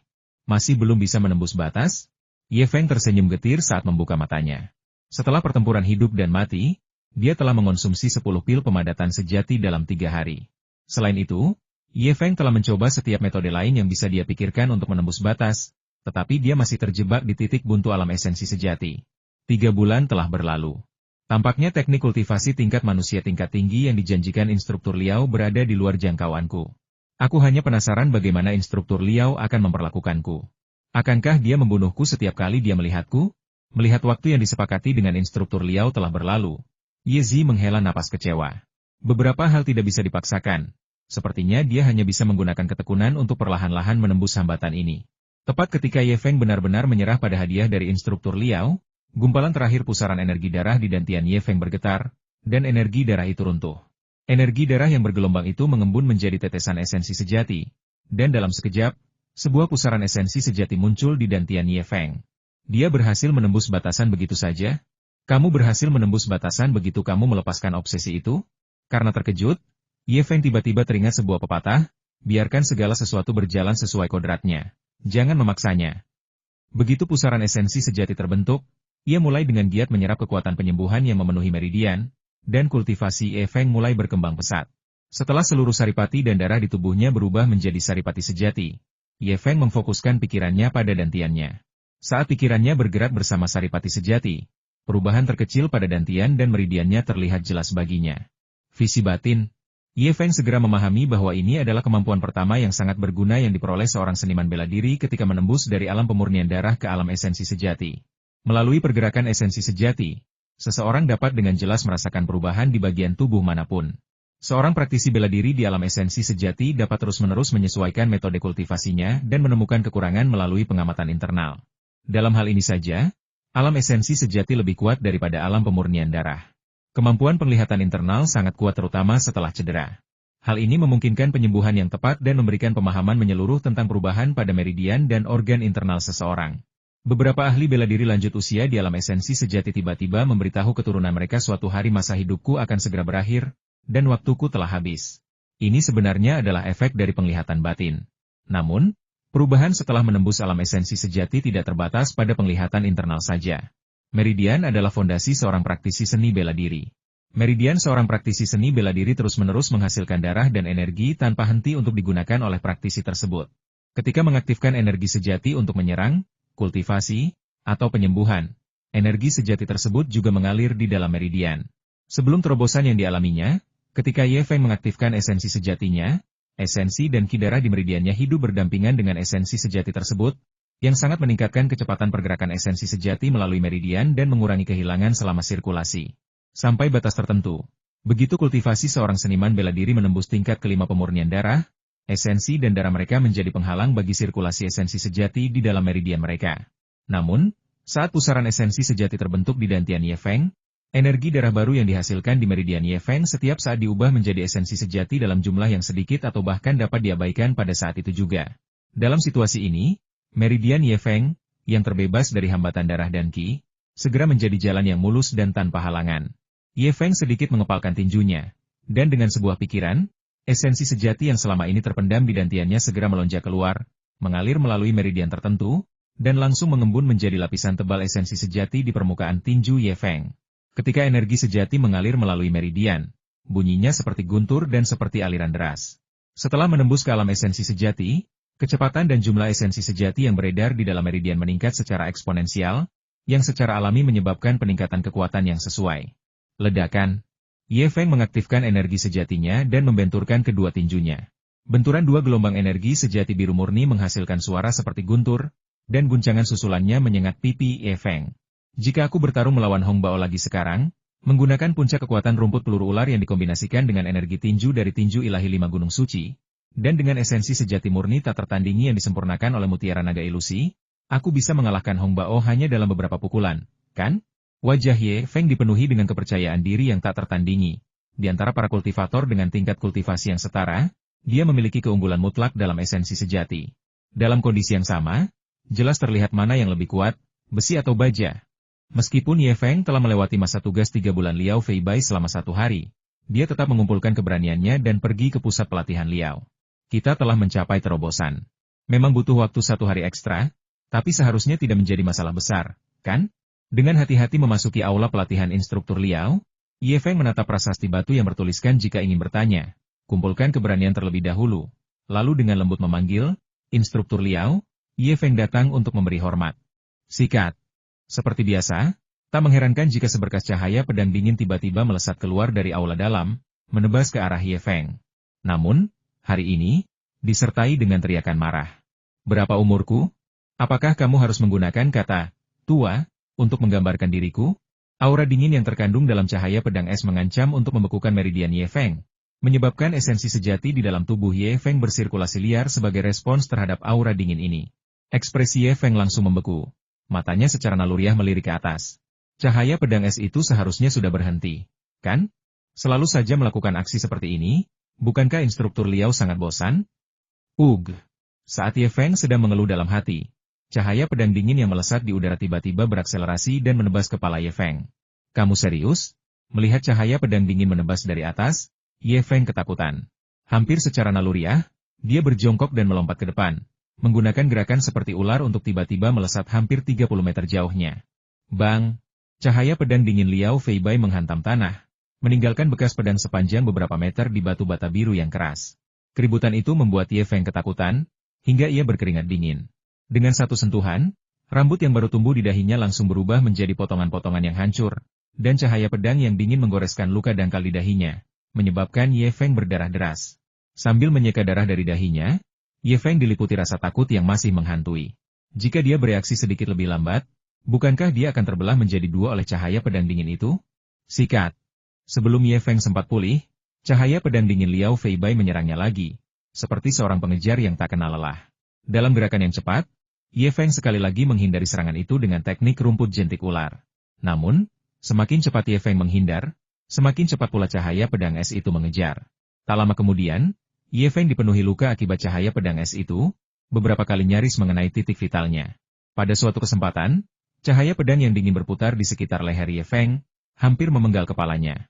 Setelah beberapa kali nyaris lolos dari kematian, Ye Feng menyadari bahwa kekuatan yang terkandung dalam cahaya pedang es itu tampaknya terbatas, dan dia hampir tidak mampu menghadapinya.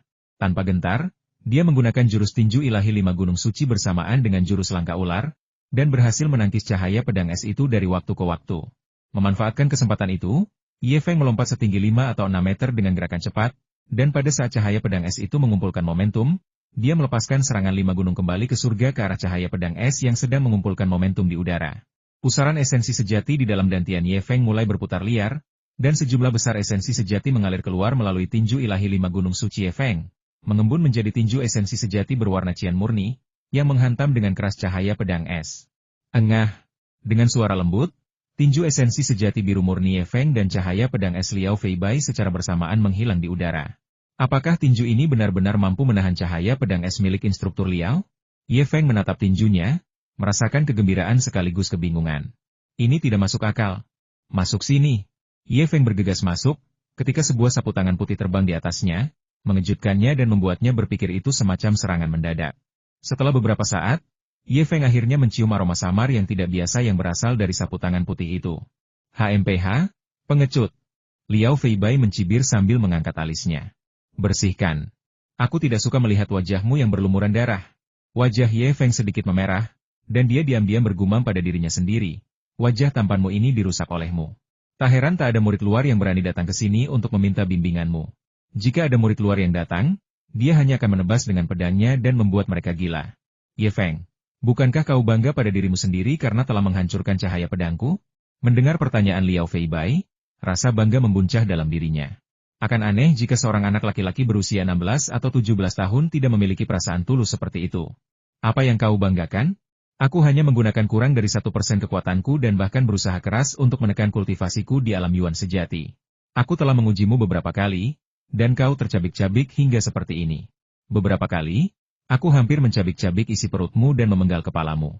Apa yang perlu kau banggakan? Ye Feng tercengang. Pantas saja.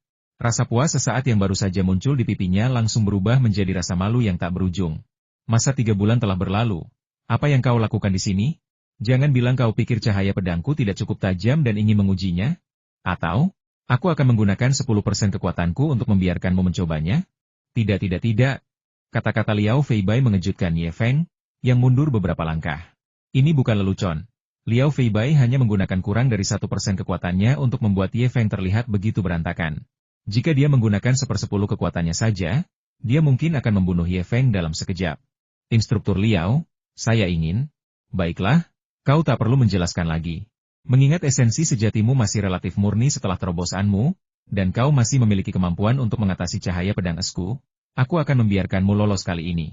Tepat ketika Ye Feng sedang khawatir, Liao Feibai tiba-tiba melambaikan tangannya dan berkata, murid ini berterima kasih kepada instruktur Liao. Adapun teknik kultivasinya, Ye Feng tidak tahu apakah hadiah itu masih tersedia. Karena itulah ia bertanya. Lihatlah dirimu yang menyedihkan. Ejek Liao Feibai. Aku, Liao Feibai, berkeliling dunia dan menepati janjiku. Apalagi teknik kultivasi tingkat manusia tingkat tinggi. Bahkan jika itu teknik tingkat bumi, aku akan merebutnya untukmu. Ini, ambillah. Saat mereka sedang berbicara, sebuah buku panduan terlepas dari tangan Liao Feibai. Ye Feng menangkapnya dengan jentikan pergelangan tangannya, dan 5 karakter besar Yi Qihun Yuan Go muncul di hadapan Ye Feng di sampulnya. Kau bisa melihatnya saat kau kembali. Ada panduan kultivasi yang kutulis di buku manual. Kalian bisa mempelajarinya bersama. Ingat, baik kau berada di alam pemurnian darah maupun alam esensi sejati, kau sedang meletakkan fondasi untuk masa depan. Kau tidak boleh terburu-buru. Setelah mendengar itu, Ye Feng merasakan emosi yang aneh. Meskipun instruktur Liao Feibai agak kasar, dia cukup baik padanya. Tanpa teknik dan bimbingan Liao Feibai, Ye Feng tidak akan berada di posisi sekarang. Bisa dibilang, tanpa Liao Feibai, Ye Feng tidak akan pernah mampu mengalahkan Hong Bao dan naik ke peringkat kedua di peringkat dunia dalam waktu sesingkat itu. Mustahil bagi mereka untuk menembus ke alam esensi sejati dalam waktu sesingkat itu. Ye Feng sangat penasaran mengapa Liao Feibai memperlakukannya dengan begitu baik. Apa? Kau sangat terharu?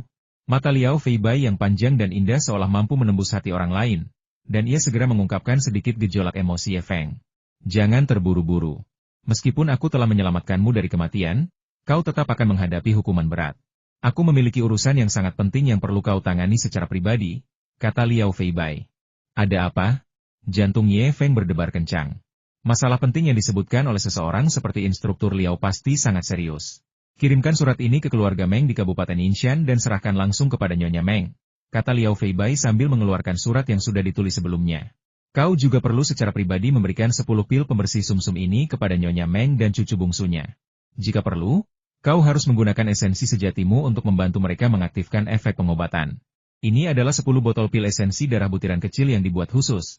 Masing-masing hanya memiliki 1/10 kekuatan pengobatan dari pil esensi darah yang kau minum. Kau harus memberikannya secara diam-diam kepada Meng Xiaoyue dan menyuruhnya meminum 1 pil kecil setiap hari. Kau tahu Raja Beruang Pembawa Tinju Gunung, kan? Ye Feng mengangguk. Anda sendiri yang menyerahkannya kepada satu-satunya cucu bungsu Nyonya Meng. Tapi bagaimana dengan aturan sekte? Ye Feng mengerutkan kening. Aku akan mengurus semuanya. Liao Feibai melambaikan tangannya yang ramping dengan percaya diri, dan Ye Feng hanya bisa mengangguk. Selain itu, di sini ada 1.000 tael emas dan 5.000 tael perak. Anda bisa diam-diam menghubungi pengurus keluarga Meng dan mendapatkan sebidang tanah untuk keluarga Meng. Instruksi Liao Feibai semakin aneh, dan kemurahan hatinya juga sangat berlebihan. Namun, melihat ekspresi tekad Liao Feibai, Ye Feng hanya bisa mendengarkan. Apakah kau ingat itu? Tanya Liao Feibai setelah memberikan instruksinya. Saya ingat dengan jelas, tetapi instruktur Liao, Kabupaten Yinshan adalah kota yang sangat besar. Mungkin ada puluhan atau bahkan ratusan keluarga dengan nama keluarga Meng. Bagaimana saya bisa menemukan Nyonya Meng ini? Anda harus memberi saya alamat spesifik, bukan? Tanya Ye Feng. Liao Feibai mengangkat alisnya. Alamat pastinya? Aku juga tidak tahu. Namun, di Kabupaten Yinshan, selama Anda menanyakan tentang Nyonya Tua Meng dari keluarga Meng, tidak ada keluarga lain yang berani menyamar sebagai dirinya. Ye Feng mengerutkan kening. Tanpa alamat yang spesifik sekalipun, ini akan sulit. Instruktur Liao, bisakah Anda? Meng Chuan, setelah mendengar nama ini, aku tidak perlu mengatakan apa-apa lagi, kan? Ye Feng dipenuhi rasa hormat. Meng Chuan adalah nama yang terkenal di Kerajaan Air Hitam. Setidaknya di 13 prefektur utara, dia adalah pahlawan legendaris. Dia juga seorang murid sekte Qiyun. Sayangnya, dia meninggal di usia muda. Tidak perlu, aku tahu apa yang harus dilakukan, kata Ye Feng dengan lantang. Setelah terdiam sejenak, Ye Feng bertanya dengan suara rendah, Instruktur Liao, apakah surat ini mendesak? Bisakah saya mengirimkannya beberapa hari kemudian? Ada apa? Apakah ada masalah? Saya berencana pulang mengunjungi orang tua saya. Rumah saya di Kabupaten Wuan, dan Kabupaten Yinshan terletak 1.000 mil di selatan Kabupaten Wuan. Jika saya tidak terburu-buru, saya ingin kembali ke Kabupaten Wuan untuk menemui orang tua saya terlebih dahulu, lalu pergi ke Kabupaten Yinshan. Itu akan menghemat lebih banyak waktu, kata Ye Feng. Mendengar itu, alis Liao Feibai yang panjang dan seperti pohon willow sedikit mengerut. Surat ini tidak mendesak. Beberapa hari lebih awal atau lebih lambat tidak akan masalah. Tapi sekarang, kau berada di titik penting dalam kultivasimu. Sebelum kau berusia 20 tahun, setiap hari sangat berharga. Pulang mengunjungi keluargamu saat ini akan menghambat kemajuan kultivasimu. Apakah kau tidak mengerti? Ye Feng, orang tuamu pasti tidak ingin hal ini terjadi, kan? Sebuah emosi aneh tiba-tiba muncul di wajah Ye Feng sebelum aku datang ke Sekte Qiyun. Aku dirawat dengan baik di rumah sepanjang hari, dengan makanan dan pakaian yang disediakan oleh orang tuaku. Aku menjalani hidup tanpa beban. Namun setelah datang ke Sekte Qiyun sebagai murid rendahan, saya menyadari bahwa hidup tidaklah mudah. Beberapa bulan yang lalu, orang tua saya melakukan perjalanan jauh untuk menemui saya, dan saya tiba-tiba menyadari bahwa ayah saya, yang berada di puncak usianya, memiliki uban di pelipisnya. Meskipun begitu, mereka meninggalkan uang untuk perjalanan pulang mereka agar saya dapat membeli pil untuk meningkatkan kultivasi saya. Hal ini tiba-tiba mengingatkan saya pada sebuah pepatah yang pernah saya dengar ketika belajar di rumah seorang anak ingin merawat orang tuanya, tetapi mereka sudah tidak ada lagi. Pada saat itu, Ye Feng tiba-tiba tersenyum. Jadi, kupikir lebih baik bertindak sekarang daripada menyesalinya nanti. Adapun kultivasiku, aku bepergian di siang hari dan berkultivasi di malam hari, jadi aku tidak akan tertinggal. Ye Feng berbicara dengan tenang, tetapi Liao Feibai tiba-tiba terdiam. Dan kesedihan yang tak terlukiskan tiba-tiba muncul di wajah cantiknya yang penuh semangat kepahlawanan. Anak itu ingin merawat orang tuanya, tetapi mereka sudah tidak ada lagi. Ye Feng, kau lebih bahagia dariku. Pergilah. Saat Ye Feng melangkah keluar dari halaman dalam institut pelatihan, Liao Feibai memanggil dari belakang, Ye Feng, tunggu. Aku tidak tahu sebelumnya dan tidak siap. Ini 4 pil pembersih sumsum untuk orang tuamu sebagai tanda terima kasihku. Saat dia berbicara, sebotol pil terbang tepat ke pelukan Ye Feng. Ye Feng terkejut. Anda, instruktur Liao, membawakan sesuatu untuk orang tua saya. Ada apa ini? Ini tidak masuk akal. Kau belum pergi? Apa kau mau ditebas pedang ini? Sebelum Ye Feng sempat bereaksi, cahaya pedang es milik instruktur Liao tiba-tiba melesat keluar lagi, membawa kekuatan yang mengerikan, langsung menuju ke arah Ye Feng, yang begitu ketakutan hingga ia lari panik. Ye Feng merasakan bahwa kali ini cahaya pedang es itu sangat menakutkan. Begitu muncul, seluruh ruangan diselimuti embun beku. Setelah Ye Feng pergi, lapisan kabut muncul dari mata indah Liao Feibai, berubah menjadi embun beku putih yang mengembun di bulu mata halus Liao Feibai. Dalam cahaya pedang yang dingin, Liao Feibai seketika berubah menjadi peri embun beku yang penuh kesedihan. Saudari Liao, tolong berikan sedikit tanda kasih sayangmu kepada orang tua Ye Feng. Mereka yang mengenalmu akan mengerti bahwa kau terharu melihatnya. Tetapi mereka yang tidak mengenalmu mungkin mengira kau memiliki perasaan terhadap Ye Feng. Sosok Cai berjalan keluar dari ruangan dalam, dan dengan lambaian lengan bajunya yang berwarna-warni, embun beku di ruangan itu langsung mencair. Kabut dan kesedihan di mata Liao Feibai menghilang, memperlihatkan semangat kepahlawanan yang tiba-tiba muncul. Ada apa, Cai? Apakah kau iri? Mengapa kau tidak mengejar mereka dan membawakan hadiah spesial untuk orang tua Ye Feng? 2 awan merah langsung muncul di pipi peri itu. Kakak Liao, kau nakal sekali, selalu mengolok-olokku. Lihat saja bagaimana aku akan membalasmu. Dengan tawa merdu, tangan peri itu melesat ke arah ketiak Liao Feibai, dan kedua gadis itu segera mulai bermain-main. Meskipun Ye Feng sangat ingin pulang, dia tidak langsung bergegas kembali. Mengunjungi keluarganya memang penting, tetapi dia tidak bisa mengabaikan kultivasinya. Ye Feng berencana untuk tinggal di sekte itu selama 2 atau 3 hari lagi untuk mempelajari dasar-dasar Qi Hunyuan Gong sebelum memulai perjalanan pulang. Selain itu, mengingat efek ajaib dari ramuan sumsum batu, Ye Feng berencana untuk membawa pulang sebagian dan diam-diam memberikannya kepada orang tuanya. Dia telah menggunakan hampir semua ramuan sumsum batu yang telah dikumpulkannya untuk mencapai terobosan dalam beberapa hari terakhir, jadi Ye Feng berencana untuk tinggal beberapa hari lagi untuk mengumpulkan lebih banyak ramuan sumsum batu. Wan Qi Hunyuan Gong adalah seni bela diri tingkat tinggi untuk manusia, yang terbagi menjadi 6 tingkatan. Konon, seni bela diri ini dipraktikkan oleh pendiri Sekte Qiyun. 3 tingkatan pertama sangat menekankan pada pemadatan Qi sejati, yang membutuhkan penyempurnaan yang tak terhitung jumlahnya dan akumulasi pengetahuan dasar. Kemajuan selama kultivasi cukup lambat, membutuhkan waktu hampir 2 kali lebih lama daripada metode kultivasi lainnya. Namun, pada tingkat keempat, seseorang dapat memadatkan Qi pelindung menjadi Qi pelindung yang tak dapat dihancurkan. Pada tingkat kelima, Qi pelindung dapat menjangkau 3 zhang dari tubuh, dan dapat merenggut nyawa seseorang dalam jarak 10 langkah dengan mudah, menjadikan seseorang lawan yang mudah dikalahkan. Adapun tingkat keenam, seseorang memurnikan Qi menjadi satu kesatuan yang utuh, menyentuh ranah energi spiritual bawaan.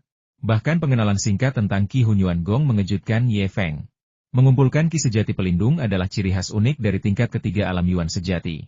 Dengan kata lain, Selama seseorang mengolah teknik Qi Hunyuan ini hingga tingkat keempat, ia dapat memiliki kekuatan tempur yang setara dengan tingkat ketiga alam Yuan sejati. Buku ini juga berisi beberapa halaman catatan tulisan tangan Liao Feibai, serta poin-poin penting yang perlu diperhatikan saat mempraktikkan Qi Hunyuan Gong ini. Dengan catatan Liao Feibai, praktik Qi Hunyuan Gong oleh Ye Feng menjadi jauh lebih mudah. 5 hari kemudian, di tebing terpencil, Ye Feng duduk bersila. Dadanya tiba-tiba mulai naik turun secara ritmis. Saat aura Ye Feng semakin berat, naik turunnya dada dan perutnya menjadi semakin intens. Engah, getaran di tubuhnya tiba-tiba berhenti, dan embusan udara putih, hampir terasa nyata, keluar dari mulut Ye Feng, menghantam pohon pinus seukuran mangkuk yang berjarak 5 meter, dan langsung mematahkannya menjadi 2. Setelah menguasai ketiga tingkatan teknik tubuh darah esensi dan dengan tekun berlatih menggunakan lebih dari selusin pil pemadatan sejati, aku hampir belum mencapai ambang batas tingkat ketiga teknik Qi Hunyuan. Kemajuan teknik Qi Hunyuan memang sangat lambat. Dengan gumaman lembut, ekspresi kegembiraan muncul di wajah Ye Feng. Meskipun kemajuan Qi Hunyuan Gong berjalan lambat, fakta bahwa ia baru mencapai ambang batas tingkat ketiga telah meningkatkan jumlah total esensi sejati di dantian Ye Feng hampir sepertiga. Terlebih lagi, di bawah pengaruh ganda Qi Hunyuan Gong dan mutiara naga ilusi, esensi sejati di tubuhnya telah terkondensasi hingga sehalus merkuri. Dibandingkan dengan beberapa tetes esensi sejati yang awalnya dikondensasikan oleh Ye Feng, ini puluhan kali lebih murni. Kekuatan yang terkandung dalam setetes esensi sejati yang sangat murni itu menakutkan bagi Ye Feng, bahkan hanya dengan memikirkannya. Setelah menguasai Qi Hunyuan Gong hingga tingkat ini, dan tanpa bantuan pil Ningzhen, langkah selanjutnya hanyalah masalah latihan harian yang telaten. Setelah berpikir sejenak, Ye Feng bersiap untuk mengemasi tasnya dan pulang mengunjungi keluarganya, dan dia tidak bisa menunda kepulangannya lebih lama lagi. Menjelang reuni keluarga Ye Feng bertekad untuk membuat orang tuanya bangga kali ini. Murid luar sekte Qiyun berhak pulang untuk mengunjungi keluarga mereka, tetapi mereka harus mendaftar di aula utama sekte dan kepada pengurus sebelum pulang. Dengan status Ye Feng sebagai orang peringkat kedua di peringkat bumi, prosedur ini diselesaikan dengan cepat. Namun, Ye Feng tidak langsung mengemasi barang-barangnya dan meninggalkan sekte. Sebelum meninggalkan sekte, ada sesuatu yang sangat penting yang ingin dia berikan kepada orang tuanya cairan roh sumsum batu. Saat matahari terbenam, Ye Feng langsung menuju puncak Baisong. Mau menemui Safei lagi? Safei sangat beruntung memiliki teman baik sepertimu. Kurasa tidak akan lama lagi Safei akan menjadi murid luar.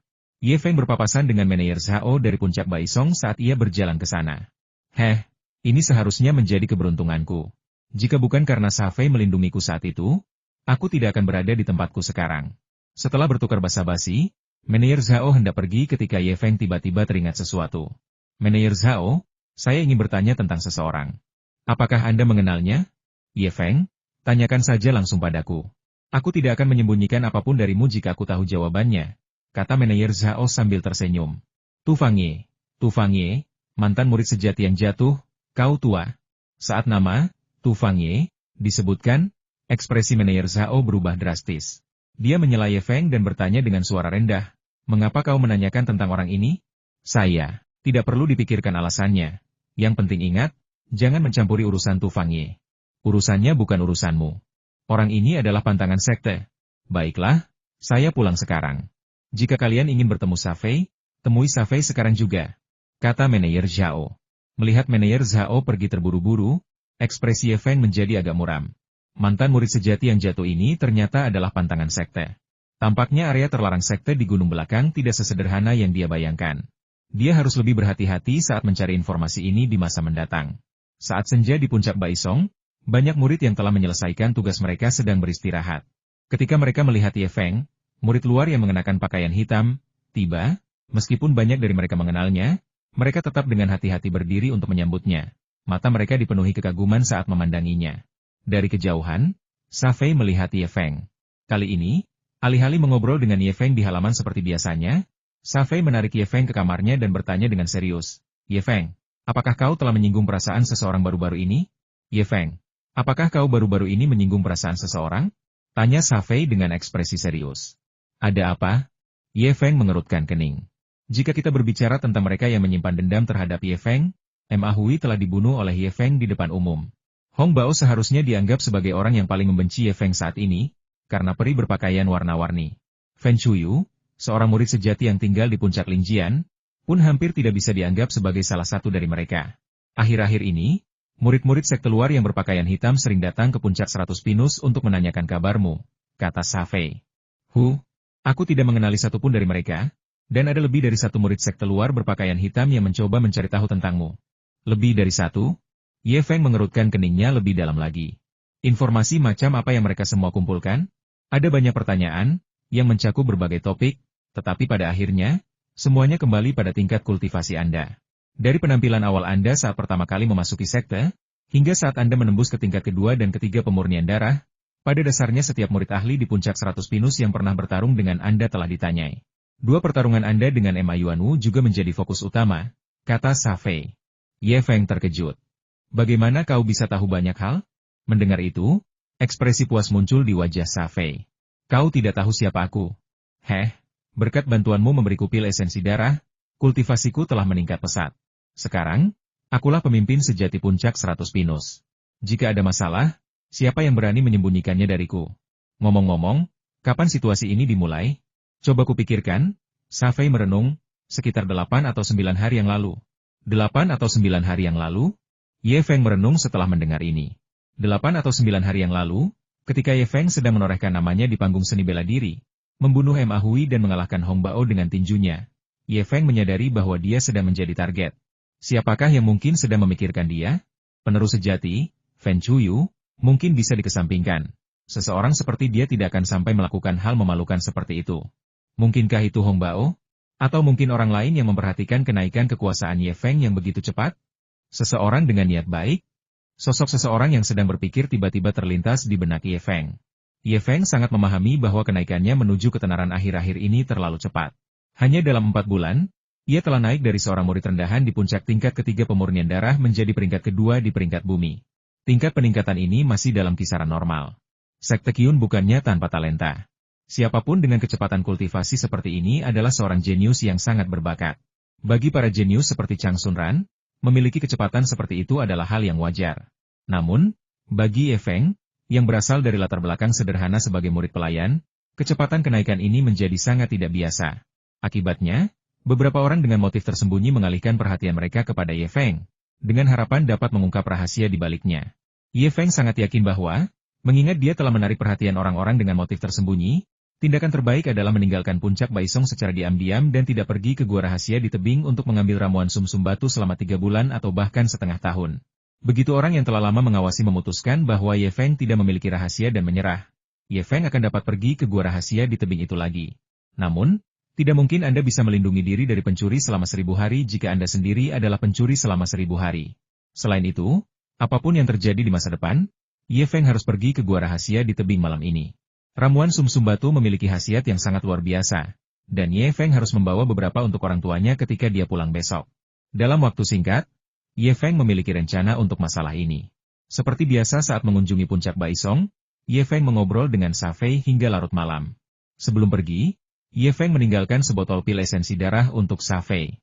Melangkah di jalan setapak pegunungan Baisong Peak yang berkelok-kelok, Ye Feng dengan santai berjalan mengikuti pola meliuk-liuk, bergerak maju seolah-olah di tanah datar.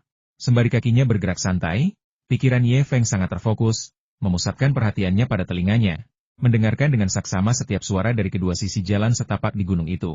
Ye Feng tidak tahu apakah ada yang mengikutinya hari ini, tetapi lebih baik berhati-hati daripada menyesal. Di tikungan jalan setapak di pegunungan, pepohonan dara yang lebat bergoyang tertiup angin seperti bayangan hantu, menciptakan serangkaian gelombang pinus. Saat Ye Feng mencapai tempat ini, dia tiba-tiba melompat ke udara dan menghilang ke dalam hutan pinus, hanya menyisakan suara gelombang pinus yang tak henti-hentinya. Tidak lama setelah Ye Feng menghilang, sesosok bayangan gelap tiba-tiba muncul di tikungan jalan setapak di pegunungan. HMPH, anak ini benar-benar punya rahasia. Dia juga cukup pintar.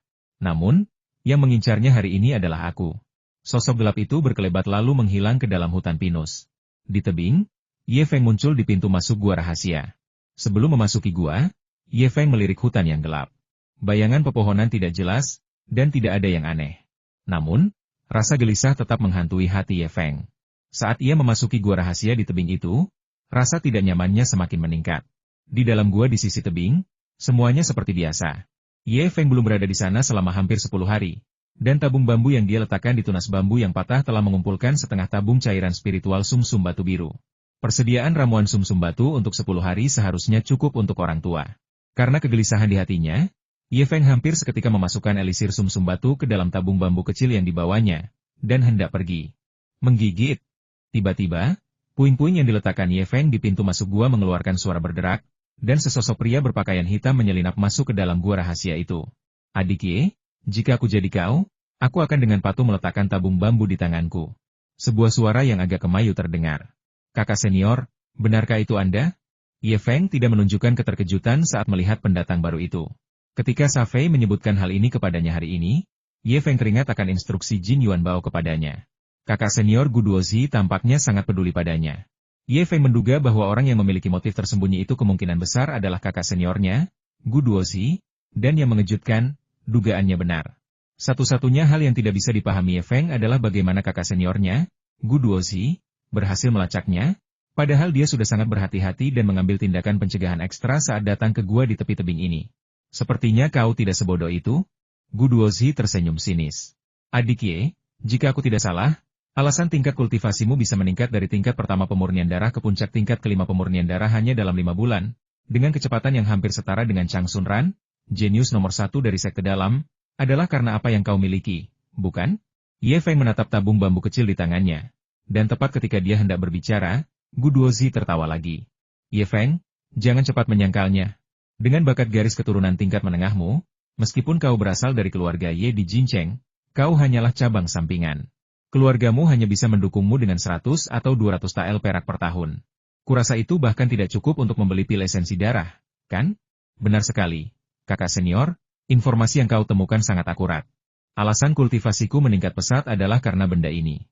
Ye Feng menggoyangkan tabung bambu di tangannya. Namun, ada satu hal yang tidak ku mengerti.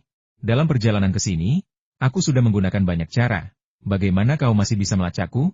Gu Duozi tertawa puas. Aku terkenal karena kecepatanku, tapi itu bukan hal terpenting.